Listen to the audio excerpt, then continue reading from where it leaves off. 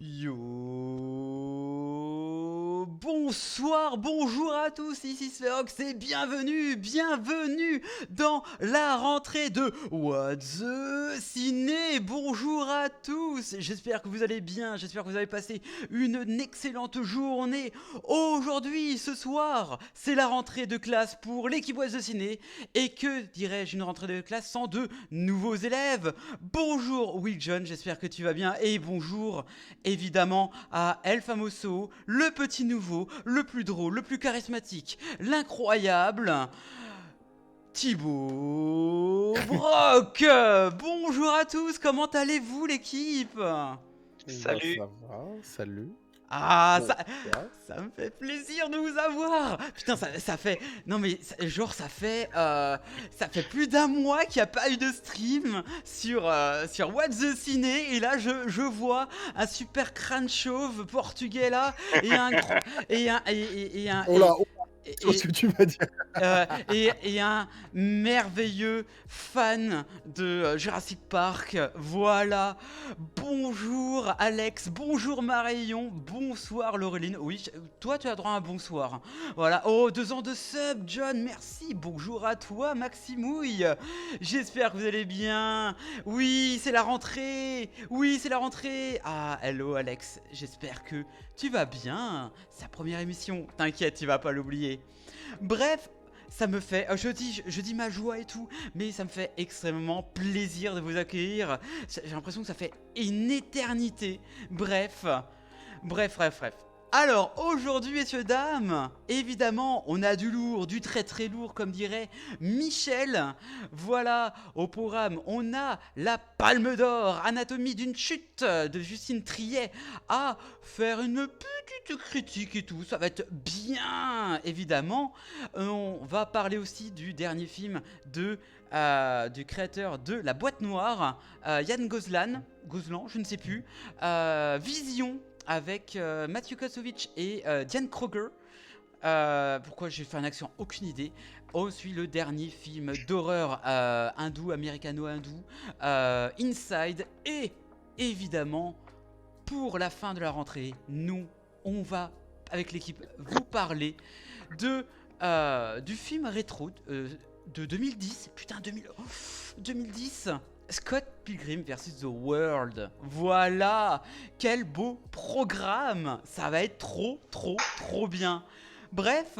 Ah oui, évidemment, là je parle de Thibaut, évidemment. Mais Thibaut, pour les gens qui ne te connaissent pas, présente-toi, vu que tu es tout nouveau. Bah oui, bah, bonjour, je m'appelle Thibaut Brock, je suis notamment... j'ai un boulot le jour que je ne dévoilerai pas et je suis streamer et twitto la nuit. Waouh. Twitto d'abord, streamer ensuite. Et créateur de contenu divers et variés à base de cocasserie, de mèmes et de cinéma sur Internet depuis 2009, je pense, un truc comme ça. Et voilà, et vous pouvez me retrouver sur, sur Twitch et sur Twitter en règle générale. Eh ben, très bonne présentation. Vous avez tous le bonjour et le bonsoir de Silly Karma, qui ne sera pas là ce soir. Madame est occupée. Voilà, on la comprend. On lui fait la bise. Bref, installez-vous confortablement. Prenez votre popcorn sucré ou salé et profitez du spectacle. Bref, ben en tout cas, ah bah mais John, tes vacances, comment ça s'est passé? Évidemment, parce que bon... Bah moi, super bien. Je suis revenu en forme, donc ça va bien. Oh, c'est beau, c'est On merveilleux. entend, on entend le repos à l'intérieur de ta voix, Oui, c'est ça. on sent la sérénité. Bon, les premières semaines de travail, elles ont été dures, mais on va rien dire. Aïe, aïe, aïe, aïe, aïe. Eh ben écoutez, eh ben parfait. L'équipe est présente. Et oui, il n'y a pas que le rugby. Oui, ce soir, il y a What the Ciné. Donc voilà, ça fait plaisir. Voilà. Bref. Oui, je savais même pas. Oui, c'est vrai, il y a le rugby, mais c'est pas intéressant ce soir. Voilà, voilà. Le cinéma, c'est mieux. Le cinéma, c'est bien. Le cinéma, c'est la vie. Ouais. Bref, n'oubliez pas aussi de nous suivre sur les réseaux sociaux, que ce soit sur Twitter ou même YouTube. Voilà. Bonsoir Electum, bonsoir Seven, évidemment. Voilà, sachez que la chaîne, il y a les premières, évidemment, vidéos de VOD vidéo de What the Ciné sur YouTube. Allez-y, c'est gratuit, c'est sympathique. Allez-y, allons-y, let's go. C'est parti, Alonso. Bref, maintenant, hop, je casse la musique pour aller, messieurs, dames, allez, on va parler d'actualité, évidemment, pour commencer. Pour commencer ces news, on va parler des fréquentations cinéma. Bref, oui, ça date un petit peu, mais vu qu'on n'en a pas beaucoup parlé, parce qu'il n'y a pas eu d'émission, on va parler évidemment de la fréquentation monstre des salles de cinéma courant août, et avec plus de 15 millions, presque 16 millions de spectateurs. Et ben la France a, enfin, on va dire ça, les Français ont regagné tranquillement, même plus avant la crise du Covid, les places du cinéma, et on a gagné plus de 52% par rapport à l'année dernière. Et ça, c'est super beau. Et d'ailleurs, petite question pour les gens, est-ce que du chat, est-ce que vous avez été au cinéma le mois dernier? Est-ce que vous faites partie de ces 15 millions de personnes qui ont été voir au moins un film? Alors évidemment, je pense que ici présent, Thibaut et John ont été voir, je pense, certains films. Ils ont été voir certainement un petit Barbenheimer, voilà. Ouais, le jour même, ouais. Le jour même, voilà. C'était en juillet, je Le jour crois. même, j'ai fait Oppenheimer et Barbie à la suite. C'est beau, c'est beau. Magnifique. Mon cerveau s'en est parmi, mais ouais, c'est magnifique. Lorlim, nope. Et John, oui, je suppose, parce Oui, que... bien sûr, oui. Oh là là, vu ce que tu nous disais tout à l'heure en off, ce n'est pas très étonnant. Donc du coup, pas franchement très très content des personnes qui viennent pendant les vacances au cinéma, sachant qu'on parle encore de Barbie, d'Oppenheimer, etc. Mais on n'en parle pas assez que En eau très trouble avec Jason Statham, ce film de mégalodon, pas ouf du tout, mais qui attire quand même 1,5 million de personnes, ressort quand même très très haut dans le classement. Et évidemment, l'effet Palme d'Or, ou on va dire l'effet Cannes, en tout cas lors de la dernière cérémonie, Justine Striet, Anatomie d'une chute, qui, franchement, fait beaucoup mieux, je pense, que les Palmes d'Or il y a Oui. encore quelques temps, qui est à 700 000, me semble-t-il, personnes. 750 000 l'indice. Ouais. Et c'est très très bien. Et en plus, on parlait de Yannick la dernière fois, qui est la meilleure en termes d'entrée, le meilleur film en termes d'entrée de Quentin Dupieux. Et franchement, ça fait grave plaisir ce genre de petites news. Voilà, comme quoi, entre la Anatomie d'une chute, Yannick, et encore, il y a peut-être, j'en oublie peut-être, comme quoi, il n'y a pas que le cinéma étranger typiquement américain qui est devant. Effectivement, ils sont bien devant, mais on est quand même plutôt bien représenté, et ça fait plaisir de voir autant de personnes qui vont voir que des blockbusters. Voilà, de Je la pense Warner. qu'il y a un film aussi là qui vient de sortir qui va avoir je pense un succès populaire. C'est Un métier sérieux parce que le monde C'est le de l'école, renard. je sais que c'est quelque chose qui plaît souvent en fait au cinéma. Donc Ouais, bah ça, et puis le Tolenado Nakash qui va pas tarder à sortir, où c'est toujours un succès un peu en sous-marin au début, puis ensuite ça devient un box-office français. Enfin, c'est un top box-office français à la fin de l'année, hein, clairement. Oh, avec un peu de chance, et oui, facilement aller dans le top 10, top 5, en tout cas film français. Ça, il y a moyen, il y a vraiment moyen. Mhm. Un été en haut, voilà, enfin, voilà, bon. Après, voilà, comme tu disais, la dernière phrase, la dynamique du septembre sera à suivre, à la rentrée étant traditionnellement un mois compliqué pour la fréquentation des salles. Mais l'offre n'en reste pas moins riche, etc. Vision, qu'on va en parler. Tony en famille, qui a l'air apparemment très bien. Tony en famille, franchement très surpris que ça a l'air de très très bien marcher. Un métier sérieux, on en parlait. Le livre des solutions de Michel Gondry. Euh, Pourquoi pas, why not, avec Pierre Ninet en tête d'affiche. Acide, évidemment, par les créateurs de La Nuée. La Petite, ça je connais pas. Dogman, on s'en fout. Je suis désolé, hein. Le procès Goldman, que fait le chanteur dedans? Je ne sais pas. J'en ai marre. Et Nouveau Départ, ça j'ai entendu et apparemment il est plutôt intéressant. Donc sachez-vous, niveau film français en ce moment, il y a à boire et il y a miam miam. Voilà, c'est plutôt très intéressant.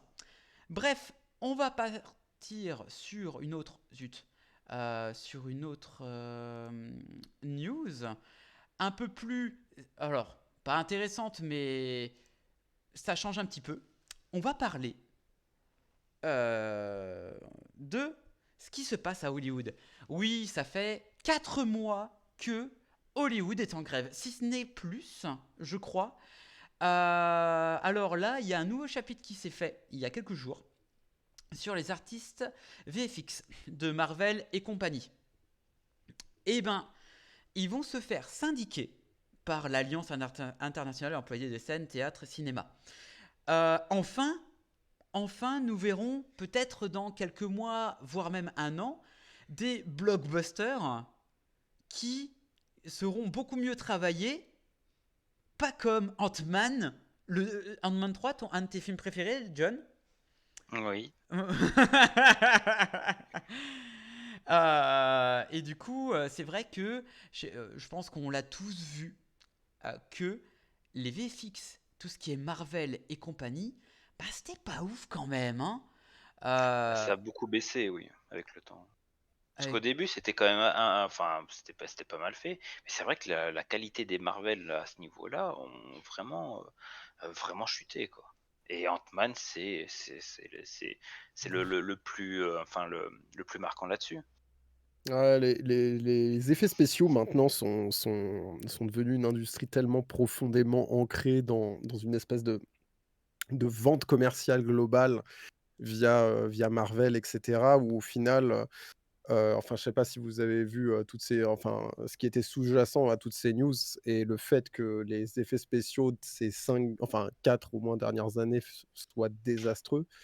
C'est uniquement parce que Marvel fait un appel d'offres et ensuite c'est aux créateurs de contenu d'effets spéciaux les plus rapides et les plus Oui. vifs Hmm. qui auront le contrat. Et du coup, le problème, c'est que à la fin, oui, les effets spéciaux sont finis, mais alors à quel prix et qu'est-ce qu'on a à la fin, quoi. Et ben voilà, comme on a Ant-Man, comme on a The Flash et comme on a beaucoup de choses, des produits qui ont des dates de sortie 1 an à l'avance, alors que les effets spéciaux sont pas finis, quoi. Ouais. C'est désastreux. C'est désastreux. Ah oui, non, mais et justement, ce qui est. Alors, effectivement, ce qui est désastreux, c'est comme tu as dit, c'est vraiment. Tiens, on veut payer de suite, on veut le travail maintenant. Voilà, c'est la façon fast-food qu'ils veulent Marvel pour avoir plus vite et plus d'argent. Mais sauf que, bon, là, à cause et grâce à cette grève, eh ben, tout le monde va se faire syndiquer, ou à peu près, si je ne m'abuse. Et donc, niveau travail, ce que va apporter, en gros, cette grève, et etc., et cette syndicalité, si on peut dire ça comme ça va apporter que vos films Marvel, Blockbuster et compagnie, eh ben, ça ne sera plus tous les 6 mois. Tous les Marvel seront plus des 6 mois. Ça sera un peu plus espacé. Donc, généralement, quand un travail est un peu plus espacé, c'est un peu plus construit, c'est un peu plus, c'est moins rapide, donc un peu plus construit. Voilà, ce que n'a pas Faudra compris Bob combien de temps Iger. avant que Disney se dise: oh bah tiens, on va payer des boîtes de VFX chinoises beaucoup moins chères et que eux se mettront pas en grève. Ouf.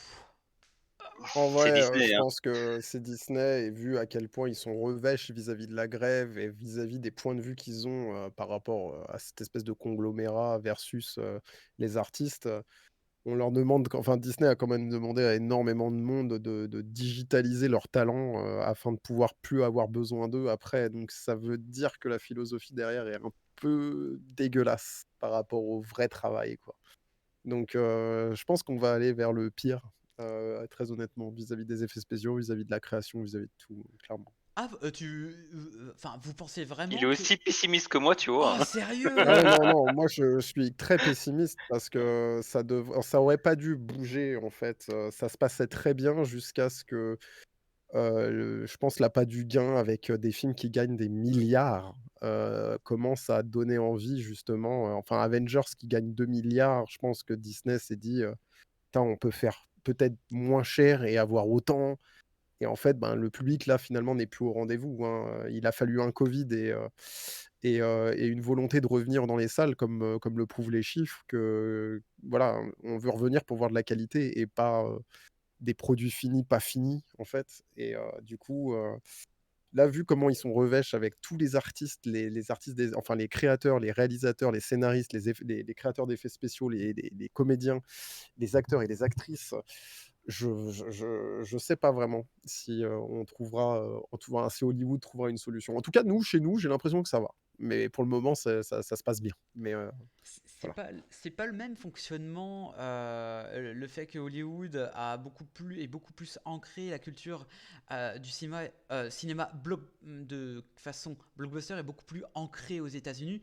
Nous, c'est pas du tout la même façon de faire. Alors, je sais plus où j'ai vu ça, mais c'est pas du tout la même chose. Les artistes sont un peu mieux protégés qu'aux États-Unis. Mais je ne pourrais plus enfin Non, vous. non, c'est réel, hein, c'est réel. Il suffit de voir 10% pour comprendre, hein, si vous avez vu cette série, de voir que au moins les acteurs et puis les équipes techniques sont beaucoup plus protégées via des différents, engagements, de solidarité, que ce soit, des syndicats, ou même, comment dire? Tout ce qui est enfin le statut d'intermittent du spectacle et cetera quoi, donc du Hmm, coup, oui, oui, oui, clairement. bon. Euh, donc voilà, je crois que je suis le seul mec positif ici. Ça fait plaisir, les gens. Merci beaucoup. Il en Mais faut, hein. On n'est pas à l'abri en fait, on n'est pas enfin moi je reste positif sur un truc parce que là on parle d'Hollywood, donc on parle évidemment de la Fox, Universal, Disney et cetera. Mais, je suis beaucoup plus, optimiste pour, des petits distributeurs qui font confiance à des gros créateurs comme, A24 ouais, ou, Neon ou A24, oui. Bleecker Street et cetera qui eux, ont un peu de sous et je pense à Vertigo aussi j'allais dire en Britannie, en Angleterre, Oui. qui littéralement ont énormément de moyens et je pense qu'on a des bons exemples maintenant de choses qui peuvent être faites en Europe ou même ailleurs, que les États-Unis qui peuvent justement peut-être donner envie, clairement. Mais on en revient à ce que je disais à notre dernière émission, hein, c'est que moi je pense que là on est en train de vivre une transition du cinéma où on passe sur une nouvelle ère en fait, où l'hégémonie de ces grands studios voilà, va tomber et c'est tous ces petits studios-là qui eux faisaient de la qualité qui vont reprendre le dessus. Moi je pense que voilà, on arrive à cette fin-là des gros groupes et j'espère en tout cas, mais comme je dis, moi je les souhaite les voir mourir, hein. Je suis désolé, il y a des gens qui Non, vont non, perdre leur non, travail, tout ça.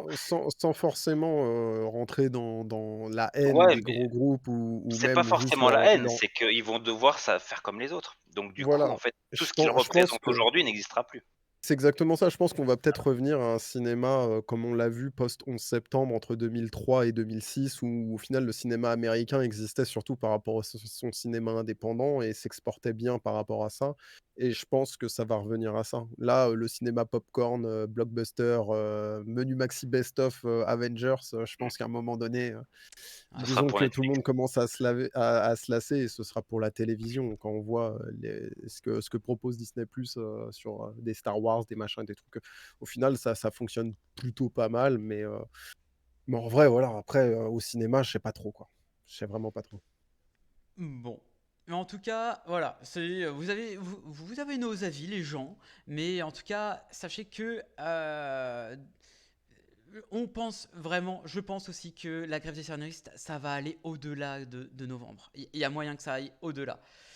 Enfin, bref, on va parler de autre chose, de quelque chose de sortie un peu plus française, box-office français. On va vous parler de l'UGC des Halles, c'est-à-dire le 9h des Halles, c'est-à-dire pour les gens qui ne sont pas au courant, le 9h des Halles, ce sont les premières séances parisiennes, on peut dire ça comme ça, qui vont donner un indicateur sur quel film qui va marcher au mieux. Et là, alors évidemment il y a des choses qui faussent, hein, mais et là nous avons un trio de tête entre un métier sérieux qui raconte, je crois que c'est une histoire de prof dans un prof. lycée et tout, qui je sais pas, j'entends plutôt soit de très bons échos ou soit de très mauvais. On a l'été dernier, un espèce de film dramatique érotique, je crois, il me semble, où il a failli choper la Palme d'Or, me semble-t-il, je crois bien, en tout cas concernant l'actrice principale. Et ensuite, en troisième, on a Le Livre des Solutions, évidemment, de Michel Gondry. Donc une comédie un peu aussi dramatique et tout, mais j'entends plutôt de très bons échos. Et après, évidemment, arrive, on se casse un petit peu la tête, alors un petit peu, hein, de classement avec Mystère Venise, que j'ai personnellement plutôt apprécié. Voilà, allez le voir, faites-vous votre propre avis. Et ensuite, on a, ah bah ça se casse la gueule, hein, La Nonne 2, La Nonne. Oh là là, Tourné en France, mes amis, en- tourné en t- France. quoi, c'est tourné en France Ah bah oui, bien sûr. La Nonne 2, Non. il est exclusivement tourné en France. Il y a une espèce de gros... je sais pas ce qui se passe en fait avec les films américains et britanniques d'horreur qui sont tournés en France et personne le dit, personne le voit et pourtant c'est le cas. C'est toujours en Seine-et-Loire ou alors en Auvergne et pourtant. Il y en a un autre, hein, il y a un film d'un réalisateur que j'aime beaucoup qui s'appelle... attends, bouge pas. Je bouge pas. Sean quelque chose. Sean Ellis, qui avait fait Cashback en 2006. C'est un mec qui fait bien les films d'horreur, mais là, il a fait plein de films. Et pour le coup, il a fait un film d'horreur en France il y a 2 ans qui est pas encore sorti, j'ai l'impression. Je crois qu'il est passé à Gérardmer, vite fait. Ah, Mais incroyable que ce soit tourné en France qu'avec des acteurs british. C'est ah c'est fort ça, dis incroyable. donc. Incroyable. Donc là, si on l'indicateur, alors voilà, si on vous parle, c'est vraiment pour les gens qui adorent le cinéma, qui aiment bien les statistiques. Et ben, l'UGCDL, c'est vraiment, dites-vous, c'est la première séance de la semaine pour un film français et ce qui donne vraiment une espèce de hype ou pas pour on voit la hype des gens ou pas, ça dépend. Après, généralement, dans ce genre de cas, les films d'horreur le matin, ça marche rarement, donc ça fausse un petit peu. Et surtout, si c'est un film pour enfants, ça marche un peu moins. Apparemment, c'est tourné en Aix-en-Provence. D'accord, merci Laureline. Ok, merci bien. Voilà. Mais n'allez pas voir. J'ai un pote, Nico, Lolo qui connaît très bien, m'a dit n'allez pas voir cette merde. En même temps, la nonne 1 était pas ouf. C'était pas bien. La nonne Pas 2, vu, bon. pas vu. Voilà, voilà. Donc du coup, on a quoi l'été dernier? Voilà, on a quand même... Ah, il y a aussi le Grand Chariot. Euh, le Grand Chariot, je sais même pas ce que c'est. Mais voilà. Là, pour l'instant, il y a... Allez, sur toutes les sorties, il y a 1, 2, 3, 4 sorties françaises et qui sont plutôt une bonne moyenne de personnes. Et ensuite, ça reste de l'international. Ah, oui, et dites-vous que ça fait je vais faire une petite référence à la grève des scénaristes. Attendez-vous dans un an à avoir moins de films étrangers, c'est-à-dire américains, parce que ils sont principalement en grève. Donc du coup, il y aura un espèce de bouchon, comme a fait l'effet Covid. Ça a fait un énorme bouchon et il y aura une énorme sortie ciné de blockbusters qui vont arriver après, allez, on va dire dans 1 an et demi, 2 ans. Genre, vous aurez des Deadpool 3 en guéguerre avec avec un DC Comics, etc. Donc voilà. Donc, Après, à dire vrai, moi je suis bien content que ça arrive parce que c'est vrai que les blockbusters en ce moment ils me donnent vraiment pas envie, hein. Vraiment là c'est justement bah, le cinéma art et essai qui en ce moment m'attire le plus et avec lequel bah en fait je suis content quoi. Je trouve la qualité. Donc dans un sens, en fait, être épargné d'un an des blockbusters américains, ça peut faire que du bien et du coup, je me dis que, Ouais, bah, les salles mm, qui normalement font du divertissement, du cinéma de divertissement, bah, vont pas pouvoir sortir ce genre de film et ben, vont peut-être pouvoir proposer des films, britanniques, italiens, espagnols, qu'on voit normalement pas dans ce asiatique. genre de oui, salle. Voilà, qu'on ne voit pas normalement dans ce genre de salle et que du coup, bah, peut-être que ça va créer un public, enfin donner envie à certains publics à ce genre de film et c'est tout ce que j'espère. Je suis complètement d'accord. Donc Je pense vive la qu'il grève! y a besoin aussi peut-être d'une respiration pour faire le point et réfléchir, et que la grève est quelque chose qui peut être ultra bénéfique par rapport à ça. Et pendant qu'ils sont en train de se chamailler, ben, tout le reste du monde a une espèce de vitrine complète pour présenter ses films. Et justement, faire en sorte que beaucoup de films qui passent un peu inaperçus s'exportent, que certains distributeurs se disent que au lieu de prendre des films, enfin, au lieu de les vendre à Netflix, ben, on va pouvoir les diffuser au cinéma, et cetera. Il y a peut-être un petit changement en 2024 qui risque d'être assez intéressant pour nous, en tout cas d'un point de vue européen, d'avoir peut-être, des films proposés qui soient autre chose que des énormes blockbusters qui seront sur une liste d'attente, hein, comme ça a été le cas pendant le Covid, hein, et qui seront peut-être visibles à un moment ou à un autre, quoi. Mais ouais, ouais, ouais, je pense que je suis d'accord, et puis ça va peut-être permettre aussi au cinéma français de montrer un peu ce qu'il a dans le bide, vu tout ce qui est annoncé pour l'année prochaine et les autres années, hein, surtout, hein. complètement, complètement. Hein, donc voilà, attendez à ça et surtout que il est temps de tirer l'épingle du jeu et de faire des gros trucs qui arrivent. Genre par exemple, là vous voyez, là je vais prendre un exemple, Les Trois Mousquetaires, qui est un des blockbusters français qui va sortir. La deuxième partie va sortir en décembre. Donc si ce genre de blockbuster français marche, et il a l'air de plutôt bien marcher, il y en aura d'autres qui vont venir. Donc, ça peut être intéressant en soi. Donc, je pense que, évidemment, comme dirait John, l'avenir va. Enfin, il y aura une autre période du cinéma et franchement, ça risque d'être très sympathique à suivre. Mm. Voilà.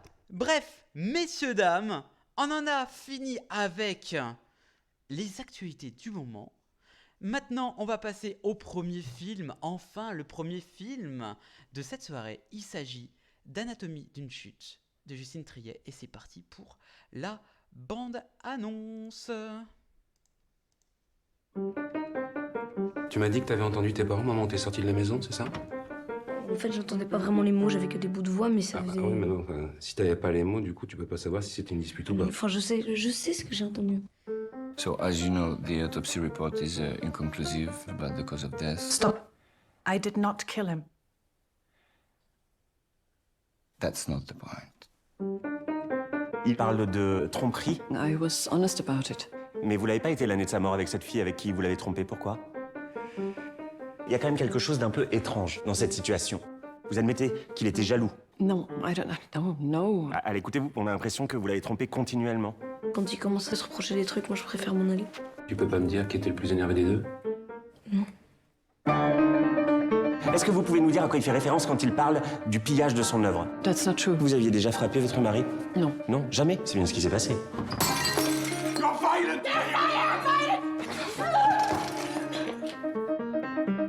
T'as pas pu les entendre s'ils parlaient calmement.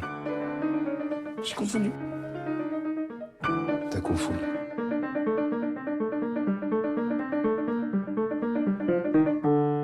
I'm innocent, you know that, right?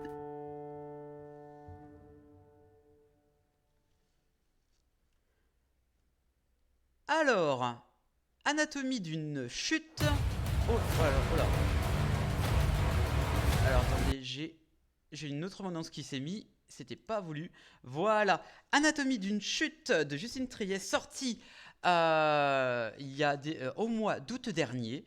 Parle d'une famille, Sandra, Samuel et leur fils malvoyant de 11 ans, Daniel, vivent depuis à peu près un an, loin de tout, dans une montagne assez isolée.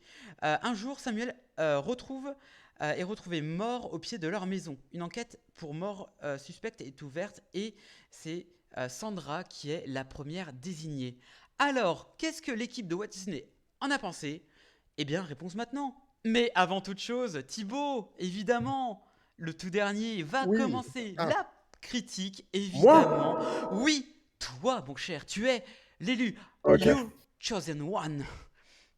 Donc du coup, bah écoutez, pour être honnête, moi j'ai trouvé que le film était très bien construit. J'ai juste une petite expérience avec le cinéma de Justine Triet avant, parce que je n'ai vu qu'un seul de ses films qui était déjà un drame judiciaire, qui s'appelait, si je ne m'abuse, Victoria, je crois, avec Mhm. notamment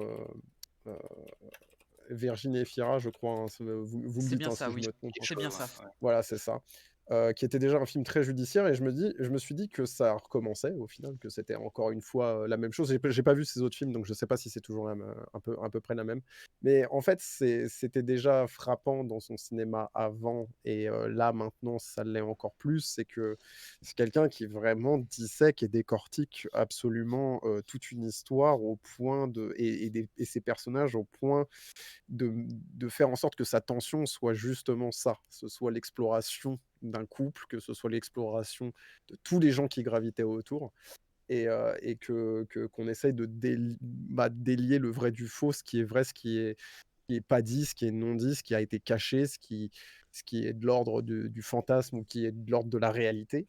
Et j'ai trouvé que le film était très singulier à ce niveau-là, donc j'ai beaucoup aimé. Je me suis pas ennuyé une seule seconde, même si je peux comprendre que ce soit pas un film fait pour tout le monde, parce qu'il faut quand même rentrer dedans et être investi. Il y a quand même un mystère qui reste entier jusqu'à la fin, parce qu'en fait, ce qu'on analyse, c'est justement la chute, et le titre est criant là-dessus, hein. C'est que ce soit la chute réelle qui se soit passée pour l'homme, ou que ce soit la chute du mariage, ou que ce soit la chute de la confiance de l'enfant en ses parents. Enfin, il y a beaucoup de choses qui sont singulières dans ce film vis-à-vis de ce thème-là. Mais il y a un truc que j'ai particulièrement aimé, c'est que, au final, ça m'a rappelé un petit peu le même procédé de judiciaire que l'a été La Nuit du 12, c'est-à-dire on suit tout du début jusqu'à pratiquement une conclusion satisfaisante pour le spectateur. Hem et au final, avec donc ces côtés alambiqués, ces montées et ces descentes, et puis la chose qui est claire et nette, c'est qu'on saura jamais vraiment, c'est toujours voué à interprétation, et ce qui est bien, c'est qu'au final, on a les faits brutaux devant nous pendant tout le film. Et après, voilà, ce que j'ai adoré évidemment, c'était le jeu des acteurs, qui sont absolument incroyables. Le petit garçon est magnifiquement interprété. Le chien mérite un Oscar à la limite, c'est une dinguerie. Et puis Sandra Hüller, pardon, qui est cette actrice allemande qui fait que le film est pratiquement 90 en anglais, Oui. heu, est absolument majestueuse, et je l'ai trouvée en fait, on la trouve un peu froide, un peu distante pendant tout le film, mais avec ce côté très mécanique au début, parce que, ben, elle joue une mère allemande qui parle anglais tout le temps parce qu'elle s'est mise avec un Français, donc du coup, le point de comment de médian, c'est de parler anglais, et je l'ai trouvé très intéressant pour ça, donc je pense que le film doit très, très bien s'exporter. Et puis, non, non, voilà, j'ai été très investi du début à la fin. Et d'ailleurs, la fin du film, j'ai une petite anecdote, c'est-à-dire que le cinéma a rallumé les lumières 5 secondes avant le début du Ah, générique. Donc du Ah, coup, on a dû attendre 20 minutes pour voir les 5 secondes qui manquaient, qui ah non. sont quand même vraiment intéressants.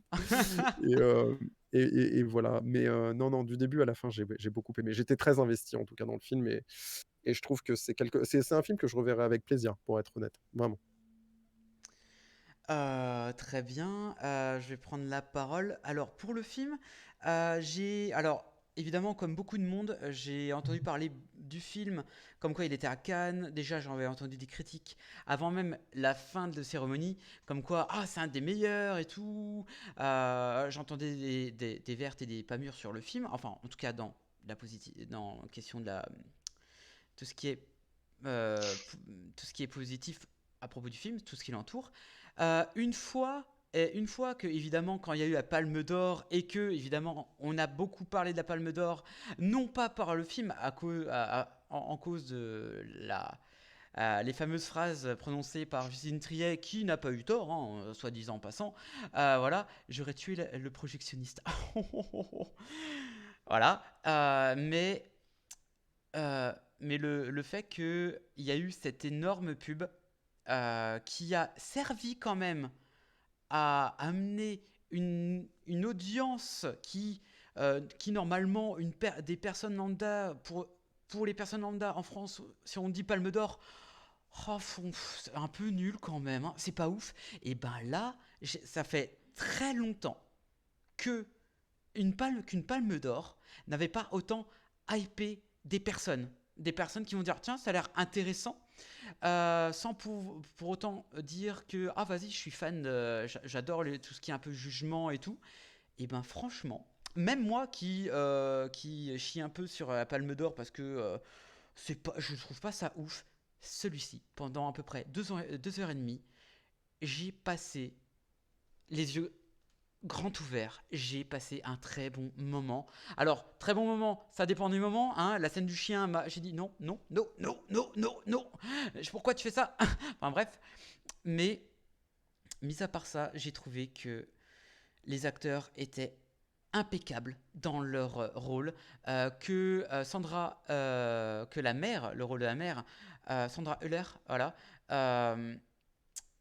jouait parfaitement une personne froide, antipathique en premier abord, et qu'on découvre en mille feux, en mille morceaux après. Ensuite, il faut aussi, comme tu as si bien dit, le chien. Non, le fils. Le fils qui, putain, qu'est-ce que c'est rare de voir un, un enfant, je sais pas, il a quel âge? Il doit avoir 11 12 ans, mais bordel, il joue terriblement bien, et il est incroyable. Une adhésion très forte pour ce film auprès du public non cinéphile. Oui, oui, oui, totalement, totalement. Euh, Non, c'est une bonne take en vrai, hein, parce que c'est pas. Enfin, c'est un film judiciaire, donc bon, en vrai, tu peux regarder n'importe quelle émission de télé sur TF1 à 15h qui parle un peu d'un système judiciaire, etc. C'est vrai que tu es un peu habitué, donc je pense que ouais, ouais, c'est accessible. Après, c'est vrai que ça aurait pu être un film beaucoup plus lent, hein, clairement. oui. Et le rythme, franchement, on s'ennuie pas en fait. Il y a vraiment l'avant, le pendant et vraiment l'après-chute, et vraiment le côté jugement qui est waouh, qui te prend aux tripes, mais genre t'as l'impression de vivre avec le couple, mais vraiment t'es comme ça. Généralement, quand t'as des ragots, tu dis oh, non, c'est pas vrai, mais là t'as pas envie d'entendre les ragots. Tu te dis c'est trop déchirant. Tu dis ah, t'es tellement pas bien, t'aimerais pas être le fils en soi, t'aimerais pas être dans ce couple qui se qui est en train de chuter, littéralement, évidemment. Et ce qui est beau aussi, c'est que ça évite les clichés des films sur les procès. Ça évite les clichés des films sur, par exemple, deux personnes qui se cherchent autour, entre guillemets. Je n'en dirai pas plus.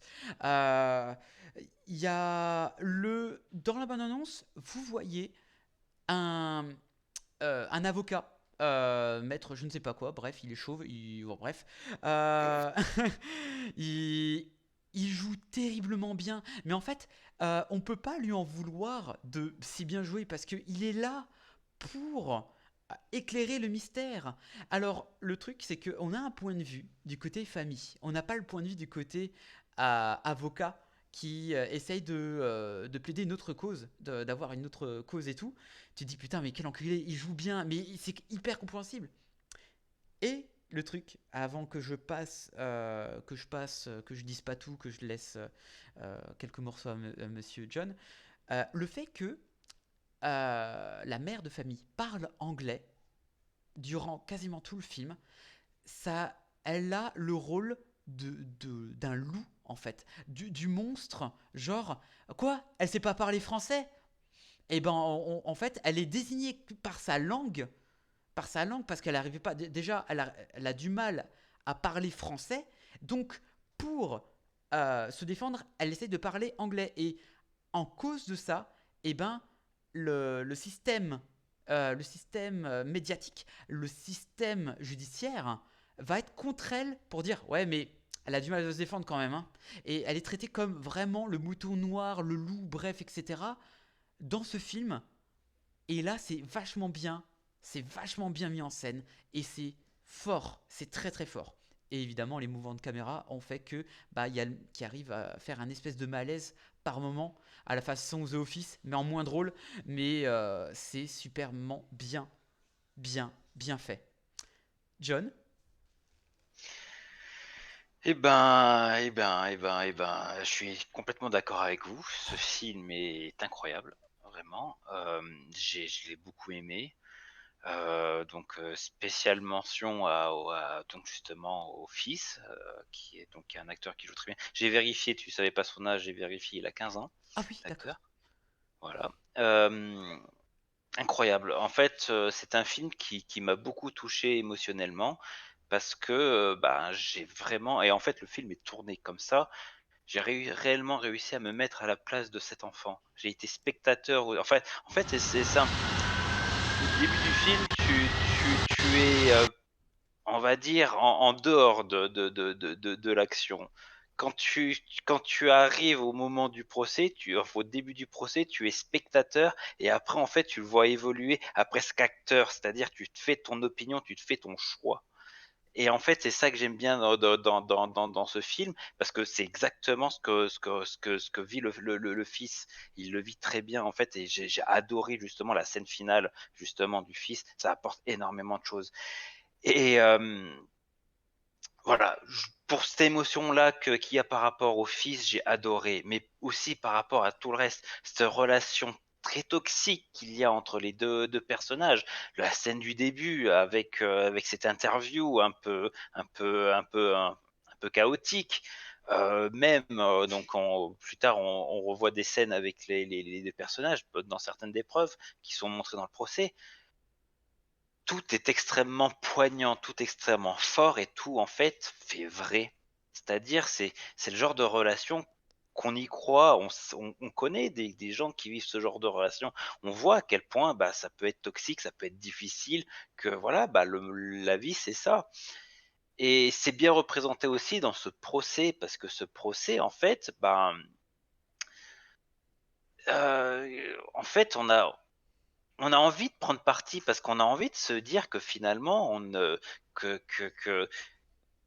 autant l'un que l'autre a raison en fait, parce que c'est la vie réelle, c'est la vie, elle est dure, elle est difficile. Chacun a ses jugements, ses opinions, et parfois quand tu es en couple, ça correspond pas du tout à l'autre. Et ça crée des tensions, ça crée des problèmes, ça crée une toxicité qui fait que un couple meurt petit à petit d'une chute. Voilà, l'anatomie d'une chute, comme tu l'as très bien dit, Thibaut, c'est ça. Le nom a été très bien choisi. C'est pas juste la chute du père pour sa mort, c'est aussi la chute du couple, la chute du spectateur aussi, parce que bah, on se rend compte en fait de ce qu'est le cinéma. Ce n'est pas que tout beau, c'est aussi nous montrer la dure réalité du monde. Et c'est ça que j'ai beaucoup aimé dans ce film. Ça l'a fait avec brio. Et voilà, moi voilà, j'ai vraiment adoré ce film et je le recommande. Je recommande à tout le monde d'aller le voir. Je pense que c'est probablement l'un de mes films judiciaires préférés. Et j'en ai vu beaucoup. Et voilà. Après, on avait eu justement, c'est marrant parce que tu as parlé du fait que normalement c'est un film donc Palme d'Or, donc qui n'attire pas du public. On avait eu ce débat avec Marion justement sur le fait que normalement c'est un film en fait qui, pour un film Palme d'Or, en fait, c'est un film qui est fait pour être. N'importe qui peut le voir parce que n'importe qui va pouvoir se projeter sur au moins des personnages, et c'est pour ça qu'en fait je le recommande. Bon, malheureusement, j'ai vu les chiffres box-office, je m'attendais à ce qu'il y ait plus de monde que ça qui allait le voir. Ça reste quand même, bon, très bien par rapport à un film Palme d'Or, mais ça reste moins bien par rapport à ce que pourrait faire un très bon film français, malheureusement. Mais voilà, j'espère que le bouche à oreille va marcher, qu'il y a plus de gens encore qui vont aller le voir. Et voilà, je lui souhaite le meilleur de ce film parce qu'il mérite son succès. Voilà. Et effectivement, il mérite largement son succès et des comptes par exemple, on va dire de Twitter, comme Droitisation Ciné, font en sorte de faire baisser les chiffres du genre regardez c'est un peu n'importe quoi, hein. Alors que non, finalement, pour déjà, comme je le redis et redis, que pour une Palme d'Or, je crois que si quelqu'un peut me trouver les chiffres de la Palme d'Or de l'année dernière, il me semble qu'elle a fait que moins de 500 000 spectateurs. Là, on est à plus de 750 000. Là, dans 2 semaines, elle atteindra facilement le million. Et c'est vraiment très très bien. Là, effectivement, le film judiciaire, les gens qui disent que pour... oui, ça dure quand même 2h30, un film judiciaire, ça a pas l'air ouf. Monique, calme-toi, rassis-toi, prends tes cachets. Mais franchement, quand vous êtes pris dans ce genre d'histoire, quand vous êtes pris dans ce genre de couple de tous les jours et que ça vous fait remonter peut-être des souvenirs ou alors quelque chose que vous avez très rarement vu au cinéma et que ça vous prend aux tripes par rapport au fils qui est l'innocence même dans un couple qu'on essaie quand même de protéger, peu importe par rapport à quel prix. Là, c'est superment bien. Franchement, je vous conseille. On vous conseille vraiment, l'équipe What's the Ciné vous conseille d'aller voir ce film. Voilà. Et ça m'étonnerait même pas qu'il soit dans nos top 10 qui va arriver au mois de janvier, je pense, facilement. Je suis en train de regarder le box-office des anciens films Palme d'Or. Finalement, à part récemment, avant, ils avaient des bons scores, hein, les films Palme d'Or, hein. Et je suis en train de me dire, malheureusement, Anatomie d'une chute, on est encore très loin, hein. Donc, je pense que c'est surtout. Palme En d'Or fait, c'est française. plutôt. Française. Française, par exemple, et lui, je l'avais vu aussi, Entre les murs était à 1,8 million, hein, au box-office. Donc là, on est qu'à 750 000, on en est loin encore, hein. Ouais. Après, voilà. C'était il y a combien de temps? 2018, 2017 peut-être? Entre les murs, c'était en 2010, je crois. 2010. 2008. Ah oui, non, mais 2008. Ouais. Après, voilà, il y a. Voilà, on va essayer de protéger, on va dire. Il y a Barbie, Oppenheimer et d'autres films, hein, mais effectivement, voilà. Mais c'est plutôt très bien, je trouve. Je pense que tu dirais pareil, Thibaut? Oui, oui, en fait, bon après pour moi le succès d'un film enfin d'une Palme d'Or, se juge pas forcément sur sa sortie, unique, hein, après on sait très bien que va y avoir, une deuxième vie, quand il y aura des festoches, Télérama, quand il y aura d'autres Mm. trucs et cetera. Donc c'est vrai que pour le coup, c'est pas parce que la Palme d'Or n'a pas un gros succès que ça veut pas dire que le film n'est pas bien, hein, pour le coup, mais c'est vrai que c'est toujours un peu dommage.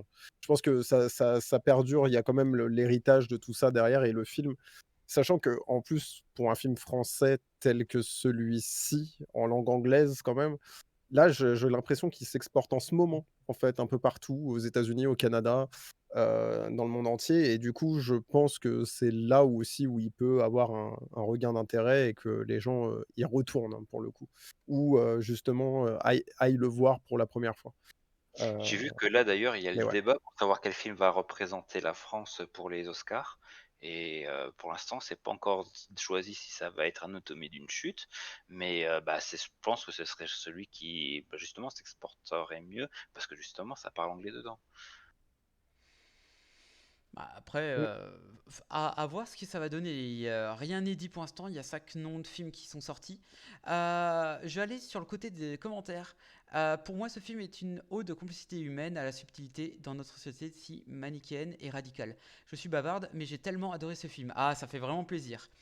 Je crois que ça fait 15 ans qu'il n'y a pas eu autant de succès pour une Palme d'Or, si je ne me trompe pas. Laureline, Entre les murs, c'est pas un film avec un prof? C'est ça, oui. Ah, voilà. C'est ça, ouais. C'est Bégodeau, comment Oui, il c'est ça. s'appelle, qui a été un petit peu critiqué récemment sur Internet par rapport à ses prises de position sur l'originalité. Voilà. Entre les murs, ça Voilà. commence, c'est vieux, mais je crois que j'avais adoré. Ah, ça nous vieillit pas tellement, 15 ans quand même. Bah voilà, franchement, je croise les doigts pour que le film soit représenté. Après, j'ai pas vu les autres pour l'instant, mais je croise les doigts. Celui-là, il est très très bon, très très très très bon, et ce serait un plaisir de l'avoir en Blu-ray. Celui-là, ça, franchement, yes. Et bien voilà. Est-ce que vous voulez revenir sur d'autres choses à propos du film, ou vous voulez qu'on passe à la suite du programme, messieurs? Non, ça va, mais j'ai juste peut-être le truc que tu as dit sur The Office. Oui, c'est vrai qu'en fait, il y a certains moments où le film lorgne sur le documentaire qui est très rigolo, hein, surtout pendant les scènes de procès. Où on a l'impression que parfois, c'est limite un film, c'est soit un film satirique, soit c'est fait pour être un document, enfin, faire passer ça pour un documentaire, ce qui est assez intéressant, je trouve. Mais je voudrais revenir surtout sur 2-3, enfin, je crois qu'il faudrait que je retrouve ça, hein. Je veux pas vous dire de conneries, mais il y a quelqu'un qui aurait posé la question à Justine Triet. J'ai vu ça passer, j'ai vu ça sur Twitter, hein, donc grosse pincette. Mais comme quoi, il y aurait un parallèle entre le cinéma de John Carpenter, hein, quand même, et le cinéma et ce film-là qui est Anatomie d'une chute, via le chien, qui représenterait peut-être une espèce de réincarnation du mari, vu ce qui se passe pour le chien dans le film, pour le coup. Et j'ai trouvé ça très intéressant, le côté un peu The Thing, l'espèce de sous-lecture avec le chien. C'est vrai que le chien est très important dans le film. C'est la première fois qu'un chien D'ailleurs, est très important comme ça pour moi dans je un sais pas film. si vous C'est avez vrai fait que gaffe, dans le crédit du film, le premier nom, c'est le nom du chien. ouais, Ah, c'est vrai, j'ai pas c'est vrai. remarqué. Ok.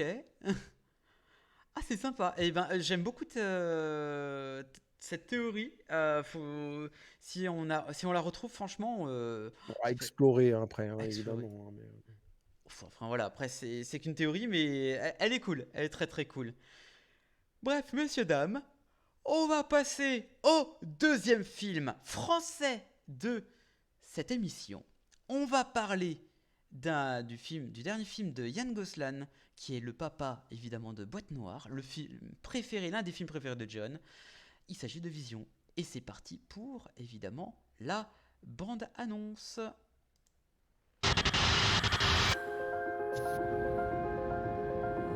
Vous volez toujours sur 777? Oui. Commandant de bord, long courrier depuis 2 ans, c'est bien ça? Toi, comment tu vas? Je suis bien contente d'être sur Terre un peu. Vous dormez correctement en escale? Oui. Left fuel cut off, confirm. Vous récupérez facilement? C49. Correct. Oui, j'adore ce style de vie. Depuis la dernière fois, des événements importants dans votre vie personnelle? Non. Bonjour, Estelle. Elle est rentrée dans ta vie à 20 ans, à la tour Avagé, et elle a foutu le camp. Je sais pas comment font les gens. Pour oublier, la plupart mettent tout dans des tiroirs à souvenirs et ils ferment à clé.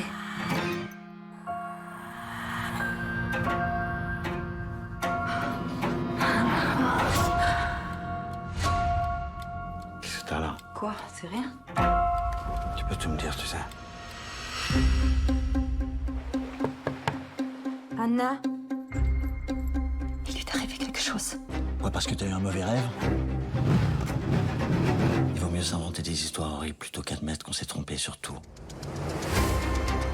Ça fait 10 jours qu'elle a disparu.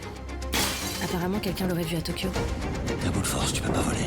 Commandant de bord, long courrier depuis 2 ans, c'est bien ça? Vous dormez correctement en escale? B5. Vous récupérez facilement? Estelle! Depuis la dernière fois, des événements importants dans votre vie personnelle? Personne t'aimera comme moi. Rien qui puisse vous perturber ou vous stresser?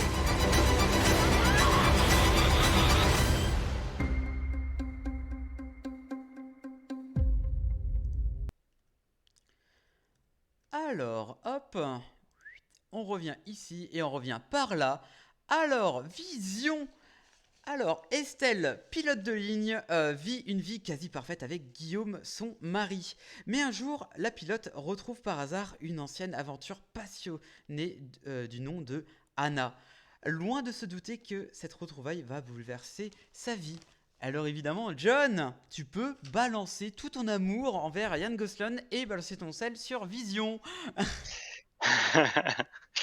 Alors voilà, ça fait déjà Bonjour, René. maintenant. Boîte Noire est sorti en 2021. Donc il est sorti de nulle part. Je ne m'attendais pas à grand-chose de ce film. Et quand je l'ai découvert, j'ai été époustouflé. Parce que le travail qu'il y a dans ce film, le travail qu'il y a autour du son était incroyable. Forcément, quand donc on me propose un autre film de ce réalisateur et surtout, du coup sur le travail, mais sur la vision en fait, sur la vue et plus sur le son, je me dis: «J'ai hâte de voir ce que ça va donner» et je suis plutôt mi-figue mi-raisin sur ce film.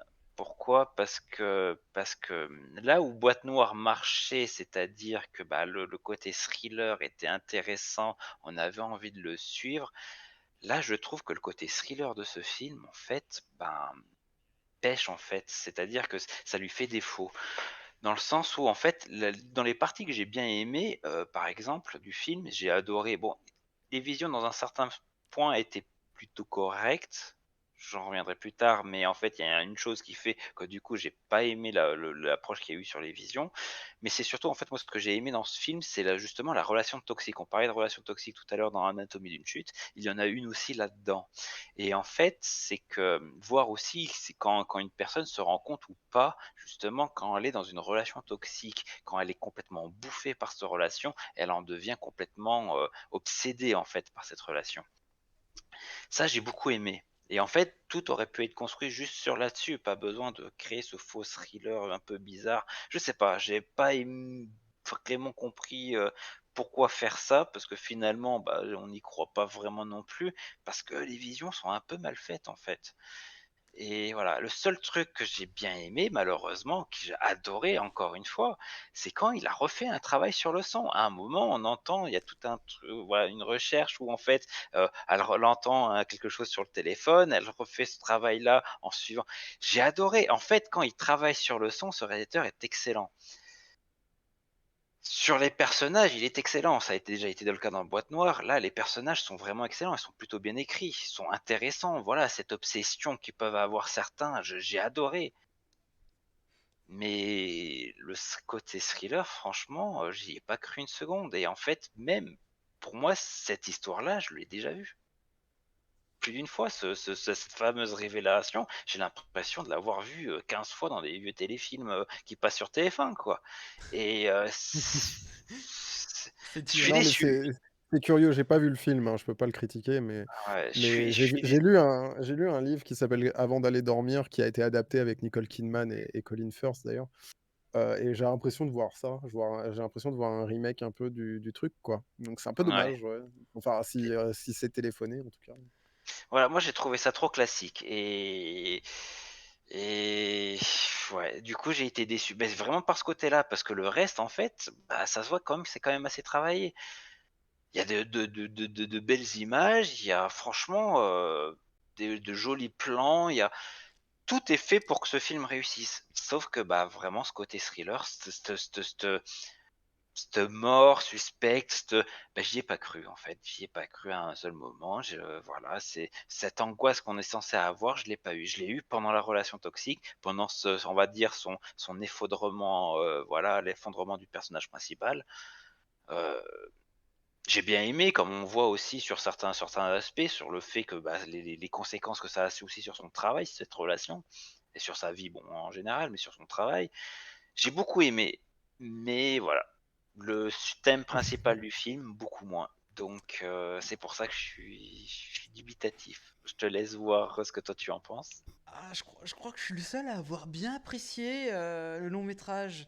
Je comprends pas tout ce bashing. Alors, je pense que les gens qui sont habitués au thriller et tout, ils vont voir la chose venir. Moi, voilà, qui était plongé dedans, j'ai pas vu le truc venir. J'ai pas vu. Je sais, voilà. Alors, mais avant de passer vraiment ce qui va se passer. J'ai trouvé ce film extrêmement beau. Déjà, j'ai trouvé extrêmement beau par rapport, déjà, le plan de caméra, l'effet, vu que cette aventure se passe au sud de la France, vers Toulon, me semble-t-il. Vers le sud de la France. Et ce petit côté de paradis m'a fait penser, en tout cas, pendant le quart du film facilement, ce côté de paradisiaque, cache un cauchemar. Et pour moi, c'est une espèce de trio entre Kassovitz-Kruger et Anna. Je ne sais plus quel est le nom de l'autre personne. Pour moi, le couple Kassovitz-Kruger, c'était Adam et Ève. Pour moi, je l'ai pris comme Adam et Ève, et que cette Anna était le serpent. Et moi, je l'ai vu comme ça. C'était vraiment, tout se passe pratiquement, enfin, trop bien. Elle arrive avec ses tentations et tout. Alors, moi, je crois. Alors, je comprends totalement le personnage de Diane, parce que ça m'est déjà arrivé d'avoir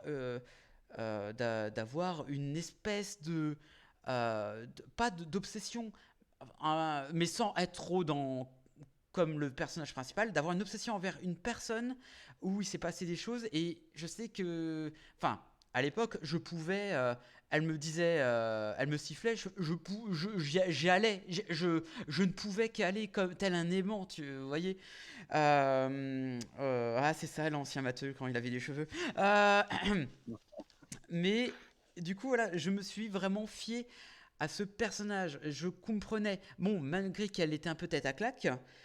Et en parlant de tête à claque, si je dois énumérer une chose négative à propos de ce film, c'est le couple. Le couple, j'y crois pas. J'y crois pas. Il n'y a pas de fluidité, il n'y a pas d'osmose. C'est un peu comme disait je t'aime un chien, en fait. Ouais, enfin, je sais pas, je ne sens aucune relation.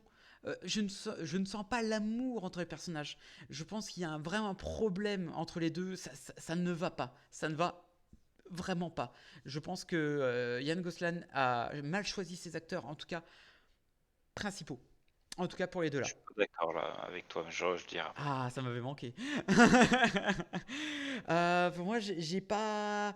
Alors, mis à part, voilà, je me suis dit putain, je me suis dit à un moment donné, tous les personnages, vraiment tous les personnages, il y a un truc qui va pas. Effectivement, il y a un truc qui va pas. Je ne dirais pas quoique, mais il y a un truc qui allait pas dans le sens où tout paraît suspect, ses visions, ses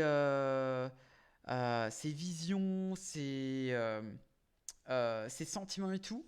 Et le truc que je pense que tu as très peu mis, tu n'as pas énuméré ou très peu, ou alors bref, c'est que le fait de sa santé mentale et son obsession vient que c'est par rapport au cockpit et au pilotage d'avion. Tu vois, tout va très bien au tout départ, tout est carré, comme la maison, tout est carré, tout va très bien et tout. Et plus par exemple elle fait par exemple ses rêves, plus elle va voyager, plus le cockpit va changer, l'ambiance va changer, plus les trucs qu'elle va faire dans la maison, ça va être chaotique. Genre par exemple, il y a une scène qui pourrait être complètement random, la scène de la piscine. La piscine va refléter ses états d'âme, c'est complètement flou, voilà, par rapport aux vagues, à ce qui est chaotique dans sa tête. Et l'écran se ferme et devient encore plus flou, et ça va se réveiller sur une vision. Et ça, c'est très bien joué. Et c'est un peu à la Hitchcock, à la De Palma, je trouvais. Il y a certaines choses certaines références que fait le réalisateur qui emprunte sans pour autant les copier. Il le fait par rapport à sa façon de faire et ça se voit. Il n'oublie jamais vraiment sa façon de faire par rapport à ce qu'il a fait à Boîte Noire. Je trouve que ça marche correctement. par contre, c'est vrai que la question des acteurs, c'est ça qui me pose problème. Ça me dit, ça me sort un peu du film. Mais voilà, moi j'ai beaucoup apprécié. Mais j'ai envie de savoir pourquoi tu... Et moi, en fait, je suis pas d'accord avec toi, c'est parce qu'en fait, le fait qu'il n'y ait pas d'osmose entre les deux, en tout cas au début, avant la révélation, faut pas oublier ça. Après la révélation, il y a une osmose entre les deux. Bref. Et en fait, Ça pourquoi il n'y a... spoil un peu. Ouais, C'est ouais. limite spoil. Je sais pas comment je dois le prendre. Non, mais le truc, c'est que pourquoi il n'y a pas cette osmose? Parce que sans ça, en fait, tu peux pas créer la relation qu'elle a avec Anna. Parce qu'en fait, c'est leur monde, il est trop parfait, enfin leur couple, il était trop parfait, trop lisse en fait. Et en fait, le côté Anna, c'est le côté passionnel, le côté vraiment le désir. Et en fait, c'est pour ça qu'il fallait vraiment créer deux personnes, surtout qu'en fait, il fallait lui donner envie de partir. De se lâcher vers Anna, et en fait c'est pour ça qu'il fallait absolument qu'il y ait en fait euh, enfin cet écart entre les deux personnages, entre Mathieu Kassovitz et Dan Kruger. Donc ce que tu ressens, pour moi, c'était voulu par l'auteur, et donc voilà, c'est pour ça que ça a été fait comme ça. Et En justement, fait, le fait qu'il y ait un revirement plus tard, je pense que pour moi, tu peux pas mettre ça comme un défaut du film, parce que bah, finalement, c'est cohérent avec le film. Thibaut, oui. ouais, non, c'est curieux parce que vous faites énormément de parallèles avec Boîte Noire, qui, pour moi, est pas le meilleur film du réalisateur. Moi, j'ai vu tous ses films avant, pour le coup. Même son premier court-métrage, hein, vraiment à l'ancienne. Et bah, c'est toujours surtout des gens seuls, hein, qui doivent malheureusement dealer avec ce qui leur arrive, hein. Dans Captif, c'est clairement de la survie. Dans Un homme idéal, c'est essayer de brouiller les pistes. Dans Burnout, c'est un mec sous pression face à la mafia. Et Boîte Noire, c'est le premier vrai film où justement l'acteur principal est à la fois seul, mais doit à la fois dealer avec pas mal de gens autour de lui. Qu'il n'ait pas réussi dans celui-là m'étonne beaucoup. Parce que c'est quand même quelqu'un qui sait très bien gérer la tension, ça c'est clair et net. Mais qu'il n'ait pas réussi en fait une espèce de, parce que j'imagine que c'est un film de triangle amoureux, ça reste quand Ouais. même dommage de pas pouvoir avoir, au moins, avoir cette osmose entre les personnages, Je suis même pas qu'il a sûr que ça réussi soit un à film de qu'il a triangle réussi amoureux. à faire avec Boîte Noire, hein, clairement. Donc Clairement, je suis même pas sûr que ça soit un film de triangle amoureux. C'est pour ça qu'il y a un problème en fait dans ce film. Ça devrait en fait être un film, et c'est pour ça tout le côté thriller devrait tourner justement sur ce triangle amoureux. Mais vu que ça ne colle pas, comme et justement parce qu'il n'y a pas d'osmose, il n'y a pas de triangle amoureux en réalité. Et en fait, sens que quelque chose cloche, et du coup, bah, parce qu'il cloche, bah, c'est quand, bah, je vais pas le dire, mais c'est la révélation à la fin. Et en fait, bah, c'est pour ça que c'est pas intéressant et que c'est raté. Pour moi, là-dessus, c'est raté. Parce qu'en fait, ça aurait dû, pour moi, comme je dis, juste le côté relation toxique aurait dû prendre le pas sur le côté mystère, peut-être une mort supposée, voilà. Ça aurait dû prendre le pas là-dessus. Et je sais pas pourquoi vouloir créer un thriller là-dessus. Je sais pas. Là, je sais pas. Moi, j'aurais préféré voir un film vraiment tourné que sur le triangle amoureux et pas autre chose. Mais bon. Mmh. Bon, ça aurait été un peu chiant. Enfin, de mon côté, ça aurait été un peu chiant de faire un truc triangle amoureux. Enfin, voilà, c'est généralement, ça m'embête. Ça m'embête. C'est pas oufissime, je trouve. Mais après, moi, j'ai beaucoup apprécié. On en a même discuté avec des personnes de la salle qui ont plus de 60 ans. Moi, parler avec des personnes de plus de 60 ans après la salle. Incroyable. Et du coup, pareil, elle me disait, ouais, j'ai déjà vu d'autres thrillers beaucoup mieux. J'ai pas passé un désagréable moment, mais je m'attendais à mieux. Moi, j'ai passé un très bon moment, en tout cas. Pour les gens, peut-être comme moi, n'ont pas qui n'ont pas vu beaucoup de thrillers et qui aiment bien un peu rechercher et tout. Enfin voilà, moi je l'ai pris assez différemment. Et comme je l'avais dit, dans le sens où je l'ai vu, ce tempérament un peu érotique, hein, qui pour moi reflète un peu Adam et Ève avec la pomme et le serpent et tout. Moi, j'ai trouvé ça plutôt bien fait. Plutôt très très bien fait. Mais après, bon, soit. Peut-être que c'est parce que c'est mon petit côté amateur, peut-être. Mais j'ai passé un très bon moment. Euh, pour moi, enfin pour l'équipe, je pense que vous devriez aller le voir. Et je trouve d'ailleurs très dommage que ce film se casse un peu la gueule au box-office. Il mérite pas ça. Enfin voilà. Attends quoi? Au moins pour la carrière du réalisateur qui doit Oui, réaliser oui, d'autres oui. films. Oui, voilà. Parce que Alex? c'est dommage Après, de se baser sur celui-là alors que les autres sont excellents, hein, vraiment. voilà, de toute Burnout façon, est c'est pas incroyable. grave s'il a, on va dire, une petite sortie de route. Parce qu'au final, le film, il est quand même bien. C'est pour ça que je dis mi figue, mi raisin. Ça reste quand même un film quoi, qui est plaisant à voir, hein. Je l'ai pas détesté. Mais je m'attendais à autre chose. Et si cette autre chose n'était pas là, bah voilà, je sais qu'il peut faire mieux. Donc voilà, bah, c'est pas grave. Bah, son prochain film sera mieux. Voilà. Faire un triangle amoureux alors qu'on peut faire un octogone amoureux. J'aime beaucoup. Ouais, la bonne cage de MMA là. Ouais, t'as paf. En tout cas, qu'est-ce que j'avais dit? Psychologique, visuellement, ouais. Jardin d'Éden, quelques séquences auditives, boîte noire, tu l'as déjà dit, plutôt bien rythmé. Voilà, mais en tout cas, on vous conseille d'aller le voir au cinéma pour vous faire votre propre avis et venir râler au prochain What the Cinema pour dire ouais, c'est Rox, t'as de goût de merde. Vous pouvez, voilà. Bref, maintenant, bah, je crois qu'on a tout dit, à moins que tu veuilles y rajouter quelque chose, mon John.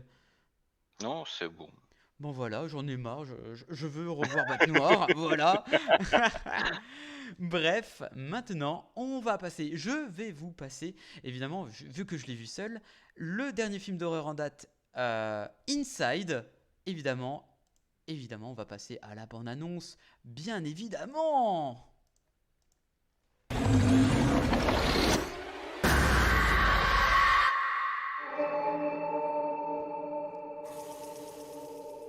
Quand Amira et moi, on était petites, ma mère nous racontait des histoires.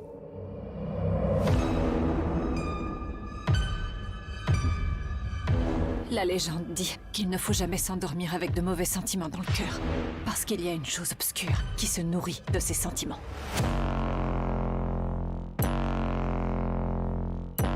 Il y a quelque chose là-dedans. Tu peux pas le voir, mais ça vit à l'intérieur.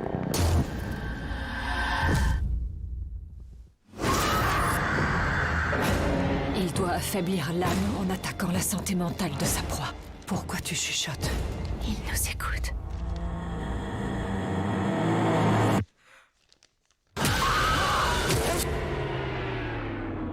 Son nom est Pichache. Le Pichache ne tue pas tout de suite sa proie. Il la mange doucement.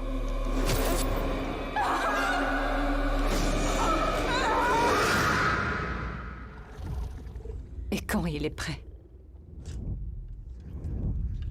il dévore son âme.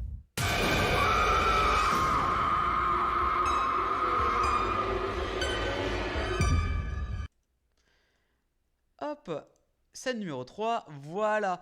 Alors, Inside, évidemment, il faut bien qu'il y ait votre dose d'horreur dans What the Ciné, et je suis là pour vous en servir, voilà. Alors, Inside, Sam, une adolescente sans histoire, assiste à un phénomène surnaturel terrifiant dans son école. Sa meilleure amie étant la première victime, elle sera la suivante si ce qui est enfermé parvient à s'échapper. Alors, pourquoi j'ai choisi ce film? Parce que, étant donné que j'adore tout ce qui est un peu d'horreur et tout, voilà, un petit peu de frisson, un petit truc. Et là, pourquoi j'ai choisi ce film? Ça aurait pu être un film complètement random, voilà, genre Le Dernier Voyage de Déméter, ou complètement. Non, Inside, pourquoi? Eh ben, parce que ça va nous raconter l'histoire de lycéenne. Ok, là ça commence mal. Rattrape-toi, Ferox. de lycéennes qui vont parler un peu de démons, de diables un peu hindous et tout. Je me suis dit, ça change un peu des démons, des possessions américano-américaines.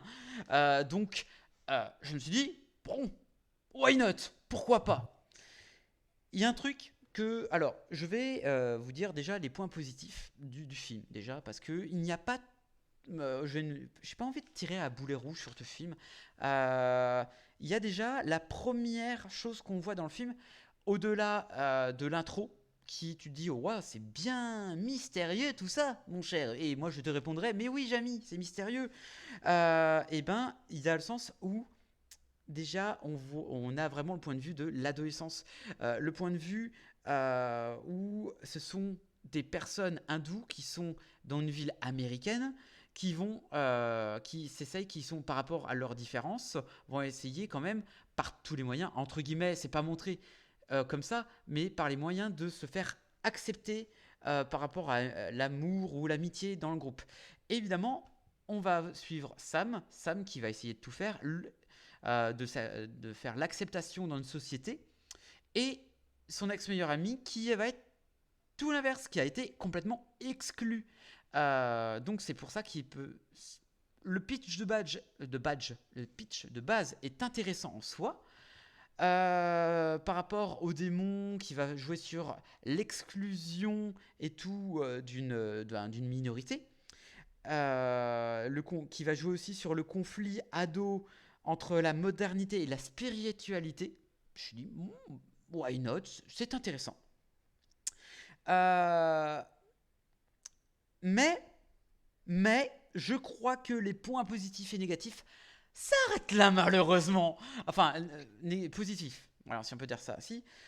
Le problème, c'est que le film a comme postulat de base le truc hindou, le plus intéressant. Mais, qu'est-ce qui fait marcher la locomotive de tout ce démon et tout? Par des clichés d'adolescents. Mais putain, c'est chiant. Putain, arrêtez, c'est horrible. La bande-annonce me fait penser à The Boogeyman. Ah, peut-être. Justement, ce qui se passe à mon tour sur ce genre de film. En fait, on ressent vraiment un manque de budget par rapport à ce film. Et dans ce film, le monstre, le démon monstre, c'est un peu comme le Predator. Des fois, il est invisible. Des fois, il est là. Il est pas là. On le voit, on le voit plus. On le voit plus, on le voit. Bon, bref, voilà. Et on le voit plus, on le voit. Et le truc, c'est que ça aurait pu être intéressant, mais c'est pas vraiment expliqué en soi. C'est pas expliqué en soi, et du coup, le monstre tarde à venir pour nous laisser marquer vraiment le lieu, les personnages et tout. Sauf que on n'est pas enclin à aimer aucun des personnages. À aimer aucun des personnages. Franchement, c'est pas ouf. L'idée est pas ouf. On veut quelque chose qui nous représente. Là, c'est que du superficiel. C'est triste. Et le fait qu'on ressente ce manque de budget, c'est par rapport aussi aux monstres. Le fait que, je sais pas vous, les gens, que ça soit sur le chat ou John ou Thibaut, pour vous, un monstre qu'on ne voit pas, il est plus menaçant qu'un monstre qu'on voit? Généralement, non. Oui. Ouais, généralement. Genre, par exemple... ça dépend comment c'est amené. C'est pas forcément un monstre, un méchant en général. Ça dépend de la réalisation ou du méchant en question. Tu as des exemples flagrants dans l'histoire du cinéma où le méchant n'est jamais montré et au final, il est suggéré. Et Kaiser Soze. Voilà, exactement. Ou même, tu parles de Seven de David Fincher jusqu'à des Aliens de Ridley Scott, où au final, tu as 2 secondes de monstre et tu as 5 minutes de méchant, alors qu'au final, leur âme plane et c'est une menace constante, où tu as des gens qui, justement, bas du front, vont faire des films un peu spooky, comme pratiquement toutes les productions de Jason Blum, à part celle de Jordan Peele, mais au final, tu mets une lampe, il y a le monstre, tu mets pas la lampe, il n'y a plus le monstre. Enfin, Il y a un moment, OK, c'est spooky, en fait, c'est la gestion de l'épouvante qui est le plus important là-dedans et j'ai l'impression que peu de réalisateurs ont compris ce qu'il fallait faire. Et la plupart des films d'horreur sont surtout des catalogues, qu'il faut, des catalogues de projets qu'il faut absolument faire et malheureusement, c'est jamais, c'est toujours fait par des yes man et c'est dommage, quoi. Ouais. C'est archi dommage parce que je vais comparer ce film au Croque-Mitaine que je trouvais plutôt un tant soit peu beaucoup mieux réalisé que Inside, mais qui a les mêmes défauts à la fin. C'est-à-dire, attention spoiler, on voit la tête du monstre à la fin, pareil que dans Croque-Mitaine. Donc du coup, ça désacralise déjà. En fait, le Croque-Mitaine, c'est déjà une grosse légende pour les enfants et tout. Inside, pareil, sauf que c'est quand même une légende plutôt hindoue. Et là, alors, tu comprends un petit peu pourquoi on révèle l'identité du monstre par rapport à diverses choses. Je n'en dirai pas plus que ça. Mais cette tête en carton-pâte, version Power Ranger, version Wish. Oh, non mais il faut qu'il reste dans la pénombre, c'est pas possible. Genre C'est là où c'est dommage, c'est-à-dire que quand tu es un réalisateur que tu décides de montrer le monstre, il y a une façon de le faire, de l'infuser au fur et à mesure du film. C'est curieux mais Smile l'année dernière l'a très bien fait en fait, c'est-à-dire que tu sais pas vraiment à qui tu as affaire jusqu'à la fin en fait et la fin est moi, elle est épouvantable quoi, oui. vraiment, ça veut dire que ça a fonctionné et que c'était exactement ce qu'il fallait faire. Mais par contre, ouais, quand tu fais une espèce de capsule d'effets spéciaux, comme il y en a, dans plein de films, c'est très rare d'avoir cette justesse entre la réalisation et l'atmosphère, en fait, et décider de le montrer ou pas. Et souvent, c'est pas un choix de réalisateur, souvent, c'est un choix du studio ou des producteurs qui disent bon, bah vas-y, donnez-leur la solution. Alors que souvent, en fait, c'est toujours mieux de partir avec l'estomac encore en vrac à se demander ce qui s'est passé, en fait. Et de justement avoir des sous-lectures intéressantes, hein, d'ailleurs. Hein. T'as des trucs qui sont brain dead comme les destinations finales, ou t'as des trucs qui sont encore maintenant questionnables comme le projet Blair Witch, tu vois. Donc voilà. Et oui, effectivement. Alors, ça dit quoi les commentaires? C'est ça, aime pas qu'on dépasse dans les films, c'est pas étonnant. Même Predator, ouais. Marion, Ah, Predator, ouais. ouais, oui, oui, Ouais. complètement, complètement.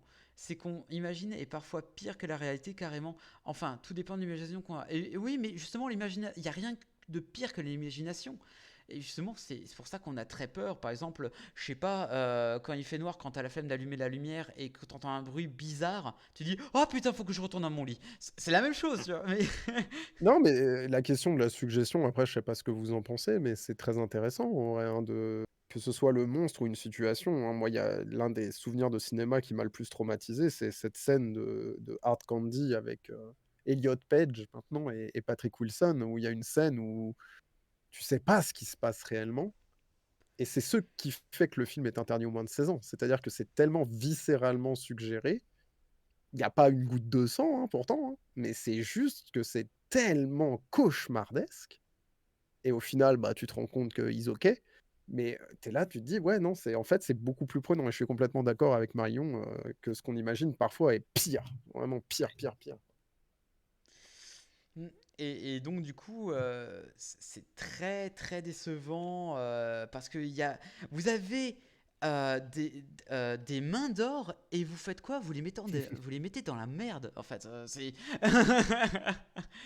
ah la ref, on aime beaucoup. Mais et, et le truc, c'est extrêmement dommage parce que je pense que j'en attendais beaucoup et je suis tellement déçu. Je m'attendais à un truc beaucoup plus mieux expliqué, moins cliché, ouais, peut-être un peu trop. Mais bon, il y a un film qui ne montre jamais le monstre dont il parle, à part Blair Witch. Ah, Ah, c'est le ouais, il y en a moment de faire plein. du drop name, d'absolument tous les films comme ça. Il y en a plein, il y en a Oui, il y en a vraiment plein. plein. Il y a It Follows, de Ouais, tête, il y a The Thing de John Carpenter, Hérédité, hein, clairement, de Ari Aster, oui, oui, oui, oui. et puis, bah, même après en poussant un petit peu plus loin, en soi, Nope, hein. Nope, que Oui, tout le monde Nope. a vu, hein, c'est clairement le cas, mais It Follows, je pense que c'est l'un des souvenirs, un peu pop culturels, arty les plus prenants récemment, je trouve, clairement. Après, oui, non, sinon, qui montent pas le monstre, il y en a quelques-uns, mais c'est vrai que c'est malheureusement beaucoup trop rare. Bird Box aussi, j'y pensais. Oui, c'est vrai, c'est vrai. Il y en a plein, il y en a plein. Il y a même Dragon Ball Evolution, on ne voit jamais la tête du réalisateur, mais... Bref, c'est archi dommage. Allez, je vous conseille quand même d'aller vous faire votre avis quand même, mais plus vers Vision, mais pas vers le film là.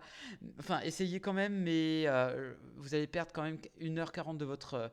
Attendez, je peux encore en suggérer un, où on voit Vas-y. pas le monstre, qui moi m'a traumatisé, mais c'est un peu un film d'ado, parce que c'est sorti au moment de mon adolescence. La prophétie des ombres avec Richard Gere sur l'homme papillon, qui Ah est oui, il était. extrêmement plutôt bien fait, même si je trouve que je suis pas d'accord avec les critiques dessus.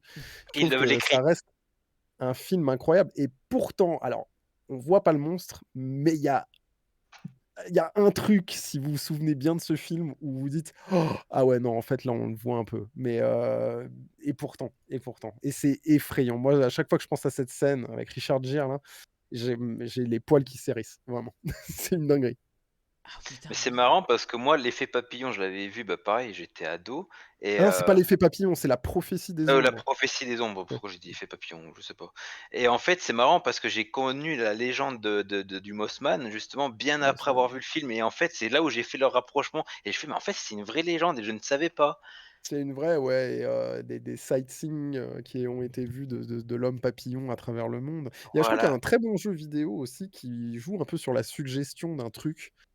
Faudrait que je retrouve le titre, mais c'est un petit jeu, pas d'horreur, mais plus d'ambiance, qui laisse pas planer un petit doute sur l'atmosphère horrifique, mais et ça parle de l'homme papillon en plus. C'est assez intéressant. Mais j'ai beaucoup aimé ce film, vraiment très, très, très, très chaud, comme comme tu le dis si bien, Renard, pour le coup. Mais effectivement, genre, putain, j'avais un autre film, mais je l'ai plus. Non, bah, Nope, oui, effectivement, Nope. Mais sinon, ouais, en fait, il y en a tellement que j'oublie. C'est bête, mais c'est vrai. Il y a plein de noms comme ça, et effectivement, les menaces euh, les plus menaçantes, si on peut dire ça, les monstres les plus menaçants, c'est les choses qu'on ne voit pas. Ouais, Voilà. ou qui sont suggérés, ou alors, le Voilà. pire, c'est quand ils te mènent sur une fausse piste, hein. Jennifer Kent avec Babadook, l'a très bien fait, hein, j'ai Ah trouvé, oui. c'est-à-dire que tu sais jamais vraiment à quoi ressemble la menace, mais tu as des, on va dire, suggestions, mais c'est tout. Ouais. Donc, du coup, terriblement dommage pour Inside, qui est un flop de septembre. Quelle tristesse. Bref, Ça arrive. eh oui, ça arrive, c'est pas grave, on essaye des choses, mais j'espère pas qu'il y en a un deuxième parce qu'il y a une scène qui veut dire, hey, il y en a peut-être une deuxième si le film marche. Non, arrête, fais pas ça. Il y aura d'autres films d'horreur en 2023 qui, remonteront la barre, je Oui, pense. oui, oui, oui. Bah, La La Main, très, suite très du, bonne. du curé du Vatican, je sais plus comment ça Oh s'appelait. non! Oh non! Non! Pardon. Oh, quelle horreur! Bref, n'allez pas voir Inside, allez voir d'autres films plus intéressants. Maintenant, on va passer au dernier film. Et que dis-je, le film rétro pour terminer cette soirée en beauté. Et il va s'agir de euh, Scott Pilgrim. Et j'ai complètement zappé comme un connard de mettre la bande-annonce. Oh En plus, il y mon a les dieu! Prodigies dans la bande annonce, tu peux pas faire ça. Non, mais vous en faites pas, vous en faites pas. Je mets, je mets ce qu'il faut. Voilà, voilà, ça va être bien. Voilà. Et c'est parti pour la bande-annonce.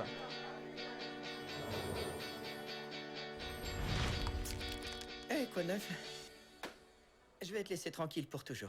Tu connais cette fille qui a les cheveux comme ça, toi? Oui, c'est Ramona Flowers. T'es pas à la hauteur. Tu la connais? Dis-moi tout. Elle vient d'emménager. Elle travaille chez Amazon. Faut que je commande un truc très très cool. Scott, est-ce que t'attends le truc que tu viens de commander? Possible.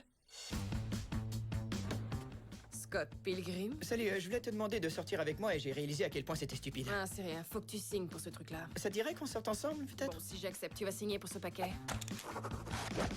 Alors, oui, à 8h? Viens au combat des groupes de rock. T'as un groupe, toi. Ouais, on est horrible. 1, 2,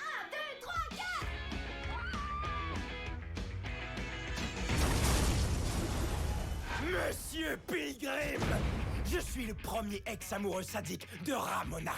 Quoi? Minute, on se bat pour Ramona? T'as pas reçu mon email t'expliquant la situation? Ah, je l'ai pas lu. C'était quoi toute cette histoire? Si on sort ensemble, tu vas sûrement devoir vaincre mes 7 ex. Est-ce que t'es en train de dire qu'on sort ensemble? Disons. Donc on pourrait s'embrasser? Ouais. Scott Pilgrim! Prépare-toi à subir la colère de la Ligue des ex-sadiques. Ramona est sortie avec des jumeaux. Et en même temps... Quand on veut vraiment quelque chose, on se bat pour l'avoir. Raffine ta stratégie, Spatch. Dis-lui le mot qui commence par A. Abcès? Non, l'autre mot. Amer?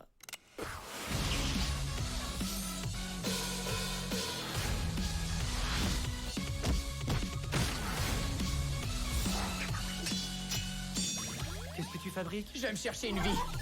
Tu veux te battre contre moi pour elle? Pourquoi au juste tu voudrais faire ça? Parce que je suis amoureux d'elle.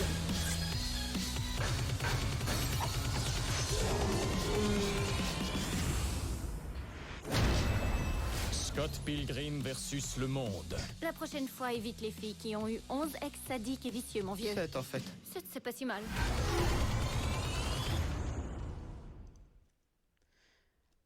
Alors, hop, et c'est parti. Ah, alors, je viens de me rendre compte que la bande-annonce, c'était la bande-annonce version québécoise. C'était pas grave. C'était odieux. Scott Pilgrim versus le monde. Envie de le canner en mangeant de la poutine. C'est très bon la poutine. Alors, Scott Pilgrim, ça raconte quoi les aventures de Scott Pilgrim qui, très amoureux de Ramona Flower, va devoir vaincre les 7 ex maléfiques pour sortir véritablement avec sa promise. Voilà. Bref, pourquoi on a choisi ce film, mon cher John? Rappelle-moi. Parce que c'est Edgar Wright, voilà. Alors, oui, mais il n'y avait pas que ça. Sur Netflix. Ah oui. Voilà. Parce que j'avais dit... Oh, non, ça, normalement, c'est des trucs que je dis en off, on peut le dire. Mais non, j'avais dit, c'est le seul film où il y a Brie Larson, où j'ai aimé, où j'ai trouvé qu'elle jouait bien, parce que elle a un rôle où il fallait qu'elle fasse un personnage inexistant. Donc T'es voilà. vraiment un bâtard. Oui, je n'aime pas Brie Larson, c'est pas grave. Ah ouais, bon, écoute, hein, voilà, c'est dommage, alors que, voilà, elle est très sympa, je suppose.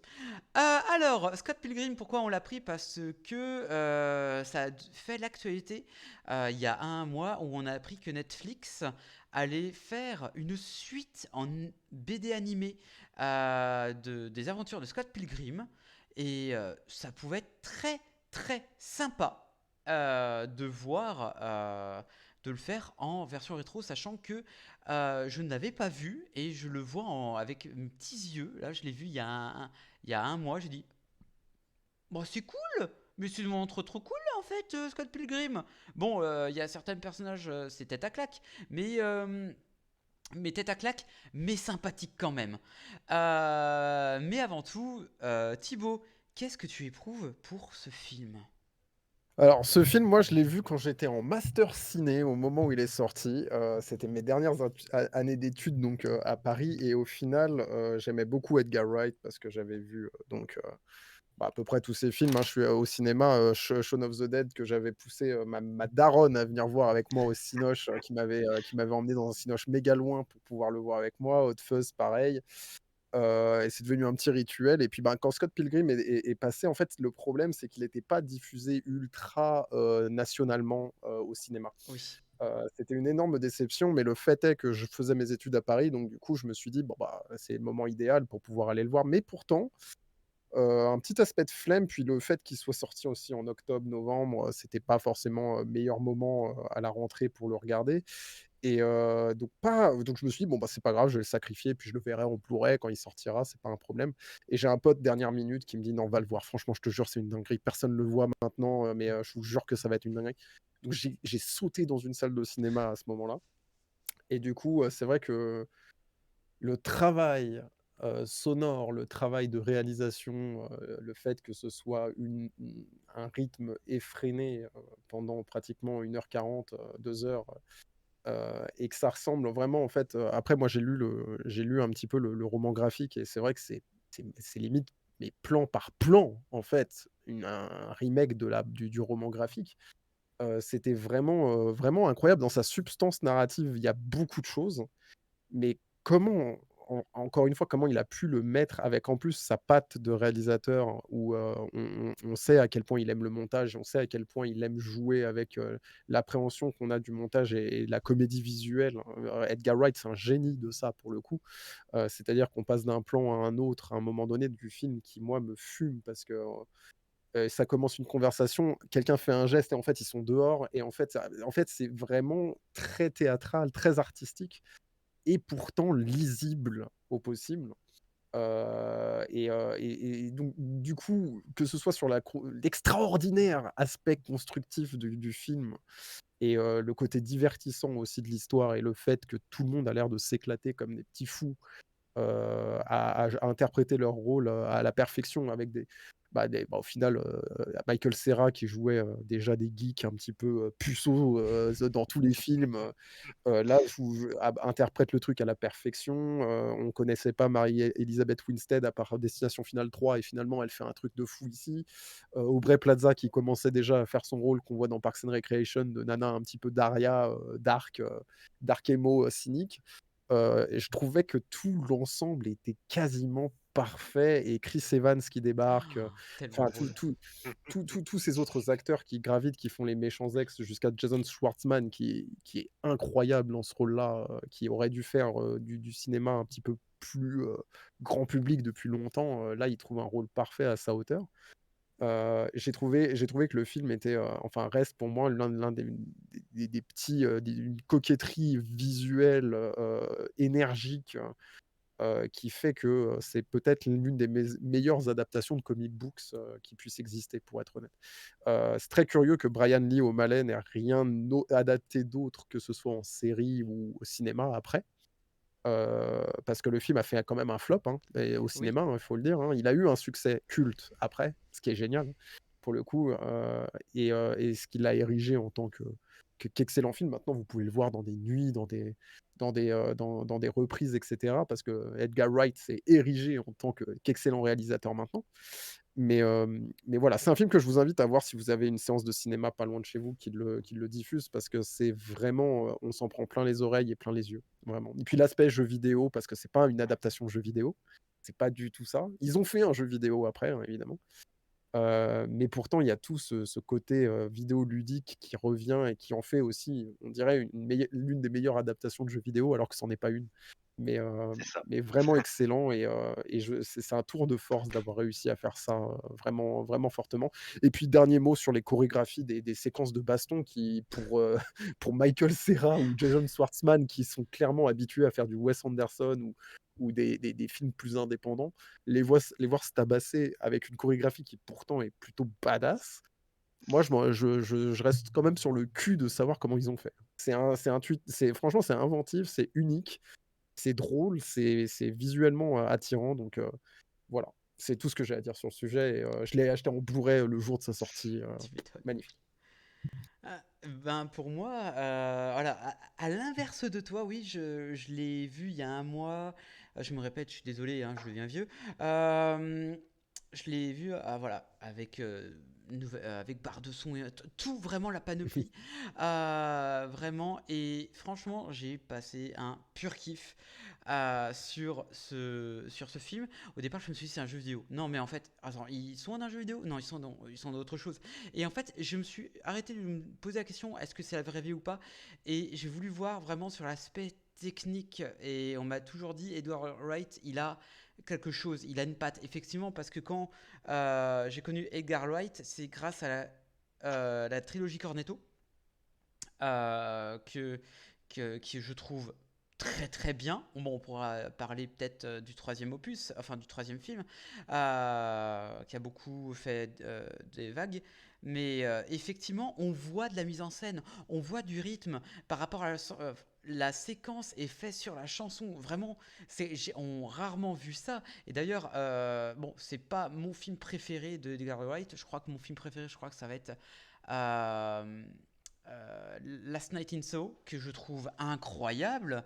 Voilà. Enfin, pour ça, il faudrait que je vois tous les films du réal. Mais en tout cas, rien que pour tout ce qui est des scènes clés, les scènes de danse, enfin, peu importe que ça soit dans Scott Pilgrim ou ces autres, il y a quand même cette façon d'accompagner l'action par rapport au mouvement et à la scène, de faire une espèce de transition énergétique, et ça change du genre d'un fondu au noir et qui se réveille avec un lendemain de soleil. Non, Edgar Wright, il a des idées de mise en scène et ça se voit. Et là, effectivement, il s'éclate, les acteurs s'éclatent.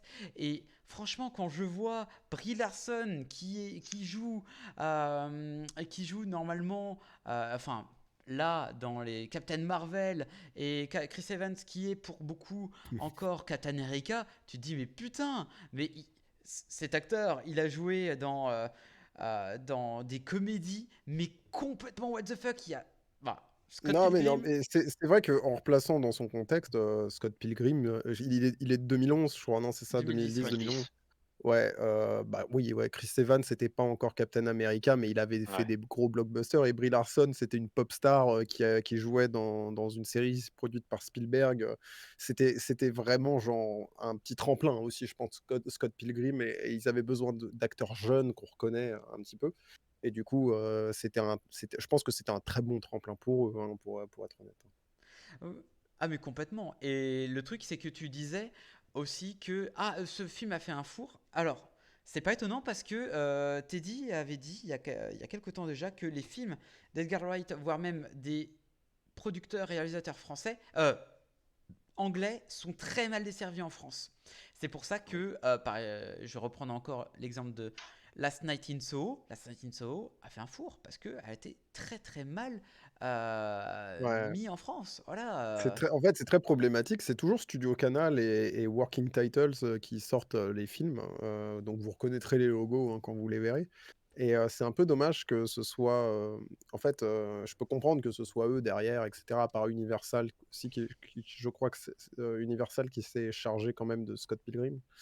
Mais c'est un peu dommage, je trouve, que voilà, il soit balayé un peu du revers de la main, alors que pourtant c'est quand même maintenant connu depuis 2006 que le mec c'est un bon réal et tout le monde l'attend. Enfin, qu'il y a une grosse communauté qui aime la pop culture, qui aime son cinéma, qui ont envie de voir ce qu'il va faire après, quoi, tu vois.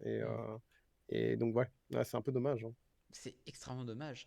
Mais John, tu n'as pas encore parlé. Oui. Eh ben, moi, Edgar Wright, hein, forcément, je suis méga fan. Scott Pilgrim, j'ai eu de la chance parce que du coup, je ne savais pas qu'il a été mal diffusé parce que j'ai eu beaucoup de chance. Et parce que moi, je suis dans un petit village Ardèche, je suis l'irrésistible gaulois, pardon. Et normalement, je n'ai pas accès au genre de film rare. Mais Scott Pilgrim, en fait, j'ai eu la chance de le voir parce qu'il est passé enfin, à l'époque où, en fait, il y avait un festival dans ma ville. Festival du cinéma et puisqu'il était on passe justement où il passait Shaun of the Dead et du coup vu que Scott Pilgrim sortait à ce moment-là, ils ont réussi à avoir une copie et pour pouvoir nous le diffuser. Donc j'avais pu voir à cette époque-là Scott Pilgrim en plein Ardèche. Oh là là. Ouais, Scott Pilgrim pour moi ça a été une claque parce que moi qui attendais que ça soit une bonne adaptation, bon, il y a eu depuis, hein, mais une bonne adaptation de comics, une bonne adaptation en général hein, du monde de jeux vidéo, de la culture geek, on n'avait jamais vraiment eu ça. Et en fait, là, on l'avait eu. Et moi qui suis un geek encore dans l'âme, j'étais ravi, j'étais aux anges. Mais c'est pareil, mais exactement comme avait dit Thibaut, c'est visuellement en fait il est incroyable au niveau visuel, au niveau sonore. En fait, il t'éblouit à chaque instant. En fait, chaque scène est incroyable. Le rythme était, enfin voilà, c'est un rythme assez effréné. Il se passe toujours plein de choses. T'es un peu dépaysé en fait parce que vraiment chaque scène ne se ressemble pas. Ça t'amène loin. en fait, le réalisateur joue avec toi et du coup, te retrouver ça en plus, tu le vois qu'il joue, que tous ces effets un peu jeux vidéo, mais tu passes tellement un bon moment. Et en fait, voilà, c'est pour ça que ce film, moi, m'a marqué. Il est resté dans mon esprit et que je me suis dit, mais ce film, il faudra toujours que j'en parle, en fait. C'est le film. Si un jour quelqu'un me demande, est-ce que tu as un film d'une bonne adaptation? Eh ben, moi, je dirais toujours Scott Pilgrim. Alors que pourtant, bah oui, bon, aujourd'hui, c'est à la mode, mais Scott Pilgrim, c'était la bonne adaptation à l'époque où ce n'était pas à la mode. Et Edgar Wright a justement tapé fort. Je comprends pas les critiques justement qui le trouvent moins bien. Il était sorti en plein milieu de la trilogie des Cornetto, parce que je crois que le dernier Ouais. pub à l'enfer du monde n'était pas encore sorti, de C'était souvenir. après. C'est après. Ouais, c'est ça. Et pourtant, moi, j'ai trouvé que il se plaçait bien au milieu, c'est-à-dire que moi, j'ai pas été déçu. Donc, je sais pas, j'ai jamais compris trop les critiques que les gens ont sur lui par rapport au reste enfin, à la trilogie des Cornetto. Mais je sais pas, franchement, pour moi, tout est vraiment bien. Peut-être c'est le côté too much, qu'il y a des gens qui, juste parce qu'il y a le côté un peu jeu vidéo, ils aiment pas, ils veulent pas être geek, mais il faut libérer un peu son âme d'enfant dans le cinéma En fait, ouais, et ça passe. le roman graphique l'épousait totalement, le côté pop culture, un peu comme Ready Player One au final, hein, Oui. qui le fait aussi très bien, sauf que là, il l'a injecté dans la réal et en plus, c'est lisible. Donc en fait, c'est à la fois un cadeau.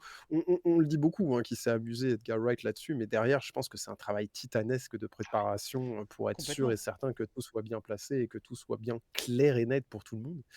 Mais il y a des gags qui sont très, on reconnaît un humour Graphique. britannique énorme, Mm. il y a des gags graphiques, une comédie visuelle comme ça, c'est très, très rare et j'ai l'impression que enfin, il y a pratiquement que lui et une poignée d'autres personnes à pouvoir faire ce qu'il fait en termes de comique de situation, que ce soit, par rapport au décor ou que ce soit par rapport à ne serait-ce que la nervosité de cette espèce d'histoire d'amour très chelou, où un mec doit combattre les boss de son ex, enfin de sa meuf actuelle, quoi, pour pouvoir la conquérir. C'est quand même faut partir du principe que c'est complètement what the fuckesque, mais une fois que t'es dedans, en fait. C'est très rigolo, hein. C'est dès le départ, après la scène d'intro, quand le générique arrive, tu sais très bien à quoi tu as affaire, en fait. C'est ça qui est génial, quoi. Mais voilà, il faut vraiment, comme tu dis, entrer dans le délire et l'humour british, c'est pas donné à tout le monde. C'est triste, alors que c'est vraiment une pépite. Et les gens, par exemple, des gens qui vont essayer de le voir pour le côté, tiens, pas le côté, on va dire, social ou un truc du genre, tiens, ça peut être intéressant et tout. Ils vont dire, ouais, mais rien n'est construit, c'est juste pour les gags et tout. Pas que, non, je suis désolé. Il y en a qui vont le comprendre, qui vont pas comprendre le film. Ils vont dire, ouais, c'est que des trucs de geek, c'est qu'un truc de trucs graphiques et tout, ça raconte rien. Non, non, vraiment, il y a des choses que ça raconte vraiment ça raconte une histoire. Certes, ça raconte pas grand chose, mais ça raconte avec de la spécificité, bref, avec Spécificité. voilà, avec de l'amour, avec quelque chose, une façon de faire qu'on a rarement vu. Et ça, c'est Bah, et qu'on a bien. pu revu depuis, en Oui. fait, hein, même, hein, pour être honnête, hein. Donc c'est pour ça que beaucoup de gens attendent la série animée, hein, comme vous en avez parlé au début, hein. Bah, ça m'a fait penser un petit peu à Across the Spider-Verse ou Into the Spider-Verse pour certaines choses, en tout cas l'effet comics qu'on retrouve dedans. Je me dis, ah ouais, ça je connais un petit peu, tu vois. Bon, le film voilà, et arrive bien plus tard bien plus tard que Scott, mais effectivement on retrouve ce petit côté comics qui est très agréable à l'œil. Et bon, on parle beaucoup d'esthétisme, mais il faut aussi qu'on parle des de l'adolescence où il y a un message très ouvert, très, très film, très, j'allais dire gauche, mais oui aussi, mais très LGBT dans le film où on voit de tout. On voit de tout et ça parle surtout de tout. Et c'est très rare à l'époque, en 2010, qu'on en parle aussi librement. Bon, sous forme évidemment avec un Edgar Wright de toute beauté, mais c'est très rare de voir dans ce film un message progressiste, vraiment. Et ça fait du bien de voir ça.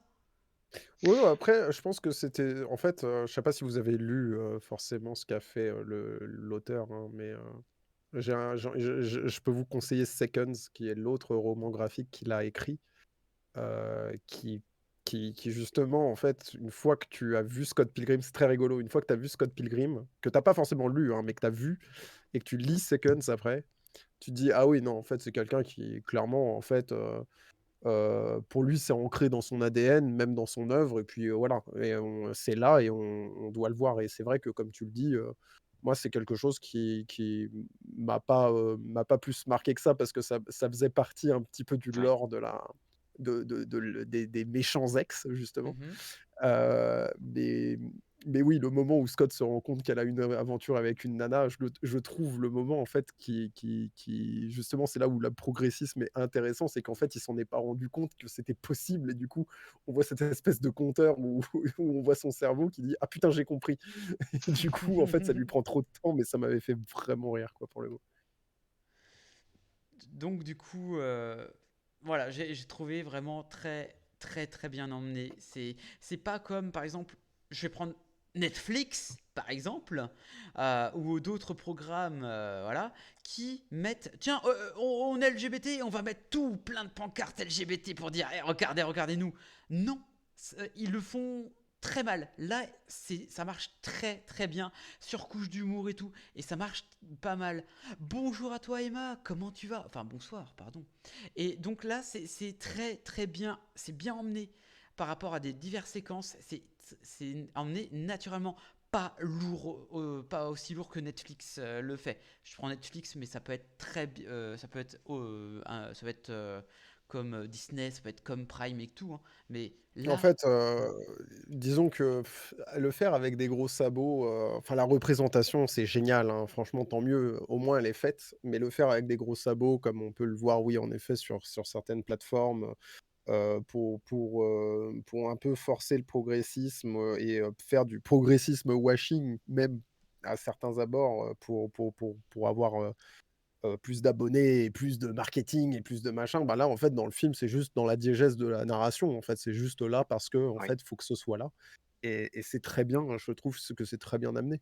Mais comme l'étaient beaucoup d'œuvres culturelles un peu à l'époque, même si c'était un peu sous-jacent, mais dans la pop culture, en tout cas, ça fait, c'était très rigolo de le voir, que ne serait-ce que même avec, son colocataire qui est, joué par, le comment? Kieran Culkin qui a joué dans Succession très récemment. mhm. Très bon acteur et qui est à la perfection dans ce film, il est et je j'arrive pas à croire qu'il ait eu un gap de carrière aussi long, en fait, ce mec-là. Il aurait dû jouer dans plein d'autres trucs depuis. Après, peut-être qu'il fait d'autres choses via au théâtre, etc. Mais Sûrement. il faut que ce soit que je regarde. Il y a plein de trucs à voir. Il y a trop de choses à voir. Trop de choses à voir. Rentrer des idées au chausse-pied, ce n'est jamais une bonne idée. Oui, effectivement. Genre, par exemple, là en ce moment, bah, je viens de terminer la série Good Omens. Et c'est une des rares séries qui arrive à mettre de la diversité, du progressisme et tout, très bien emmené au bout de certains épisodes et ça marche terriblement bien. Comme Scott Pilgrim, alors très différent, c'est toujours de sous humour anglais, réalisation très différente, mais ça passe bien. Et je trouve que les programmes britanniques, en tout cas, que ça soit sur Good Omens, Doctor Who, Edgar Wright, alors en tout cas pour ce qui est Scott Pilgrim, et ben en tout cas, tous ces exemples-là montrent que de mettre cette manière de mettre cette idée naturellement et non très lourd, et ben ça marche terriblement bien. Enfin voilà. Oui, mais c'est toujours ce que je disais toujours, il faut pas oublier de faire une histoire avec. Oui. À la base, c'est du cinéma, c'est pas un message de propagande. Et quand on fait du cinéma, bah ça marche. Scott Pilgrim, c'est un film de cinéma. Voilà, et ça marche. Et ouais, et franchement, c'est ça. Et je suis même, parce que souvent, en fait, c'est ça aussi que j'ai eu beaucoup ce débat avec Scott Pilgrim, des gens qui n'aiment pas ce genre de film-là, en fait, d'adaptation, qui ne sont pas très culture geek. Bah, un peu, il y a eu Ready Player One qui a eu un peu cet effet-là. Bah, malgré tout, bah, des gens qui n'aiment pas normalement ce genre-là, et ben, ils vont voir, qui ne sont pas de ce culture, vont voir ce film et vont l'adorer. Et ça, c'est la marque d'un film réussi, en fait. Et voilà, c'est pour ça que si vous ne l'avez pas vu, même si vous n'êtes pas de culture geek, Allez le voir, franchement, ça vaut le coup. Oui, donc allez le voir, c'est vachement bien. En adaptation de comics plutôt réussi, il y a Sandman. Mi-figue, Sandman, mi-raisin. très bien, oui. Moi, j'ai adoré. Alors, sur les 4 premiers épisodes, il était très très cool. Et ensuite, bah, c'est devenu très, comment pourrais-je dire, très classique. Et ça marchait pas. C'est ultra dommage. Mais bon, après, voilà. Les démons là-bas, je crois qu'ils sont beaucoup en manque de sexe. Vraiment, quand tu vois les épisodes, tu te dis mais putain, mais ils font que ça. Enfin bref. Ah bah ma maman a préféré largement Scott Pilgrim à Ready Player One. Ça ne m'étonne pas. Oh. C'est pas étonnant, hein, clairement. Ouais. Ah ouais. Ouais, bon. Il y a que moi. Oui. Bon. Oui et non. Oui. Ok, bah pourquoi pas. Donc du coup voilà, Scott Pilgrim. Vous pouvez le voir sur Canal Vidéo, sur Canal Plus Vidéo en payant 2€ et quelques. Pareil pour Amazon Prime et peut-être d'autres services VOD. Donc c'est vraiment très très bon, très très bonne pioche pour ce film rétro. Voilà. Et d'ailleurs, il arrive quand la série animée Scott Pilgrim? Je ne sais pas, j'ai pas l'info. Merci c'est beaucoup. octobre ou novembre, hein. Octobre ou novembre, un truc comme ça. Octobre, C'est cet novembre. automne, en tout cas, sur les certains. Et ben voilà, ça peut être très intéressant en soi. Voilà, et ben je crois qu'on a tout dit, messieurs, dames. 17 novembre 2023. 17 voilà. novembre. Et ben c'est plutôt pas mal. 2024, je crois. Quand même pas. Bref. Et ben en tout cas, ça fait 2 heures qu'on live. On a fait déjà les actualités et les 4 films. Et ben il est grand temps qu'on arrête cette émission de rentrée, messieurs, dames, qui était plutôt très agréable, évidemment, avec le sourire ravageur de Thibaut Brock, évidemment. Mon Dieu. Ah non, pas du tout. Et le crâne luisant d'amour de Denver, de John Wick. Voilà. Voilà. Super live, merci beaucoup à tous, à tous les 3. Bonne fin de soirée. Ah cool, un truc pas retardé, c'est déjà ça. C'était cool. Mais en tout cas, merci Thibaut, merci John d'avoir été présent. Merci aux tous les autres, aux petits nouveaux qui sont arrivés sur le live, ça fait grand plaisir. Voilà. D'ailleurs, on te retrouve quand c'est quand ton prochain live, mon cher Thibaut? Alors pour le moment j'ai une grosse semaine, donc j'ai pas encore fait de prévision ou quoi que ce soit, mais ce sera sûrement soit demain, soit samedi. Mais ouais, je reprendrai un programme normal la semaine prochaine, c'est promis. Là ça se calme, donc c'est cool. Donc ouais, non. Et puis on continue, là on a fait Professeur Layton, donc on va continuer Hi-Fi Rush, et puis ensuite plein d'autres petites surprises qui vont arriver. Voilà. Ah, nice. Et dans ce cas, moi aussi dans ce cas, dimanche à 20h30, la suite de Spirou 2 de PS1. Voilà, la version rétro, vous aimez aussi. Bref, John, pas de stream. Non, pas de fibre. Hein. Pas de fibre. L'Ardèche. Hein. Bref, en tout cas, encore merci à tous. On se retrouve dans 2 semaines pour la suite des aventures de What the Ciné. Voilà, on n'a pas fait un programme, mais n'hésitez pas à nous suivre sur les réseaux sociaux, que ce soit sur X, Twitter ou sur Discord. Voilà, n'hésitez pas. Bref, en tout cas, passez une excellente fin de soirée et surtout bonne nuit. Et n'oubliez pas, voyez les films, c'est important. C'était Sferox en compagnie de John Wick et de Thibaut Brock. Ciao, bye. Bye bye. Ciao, dormez bien.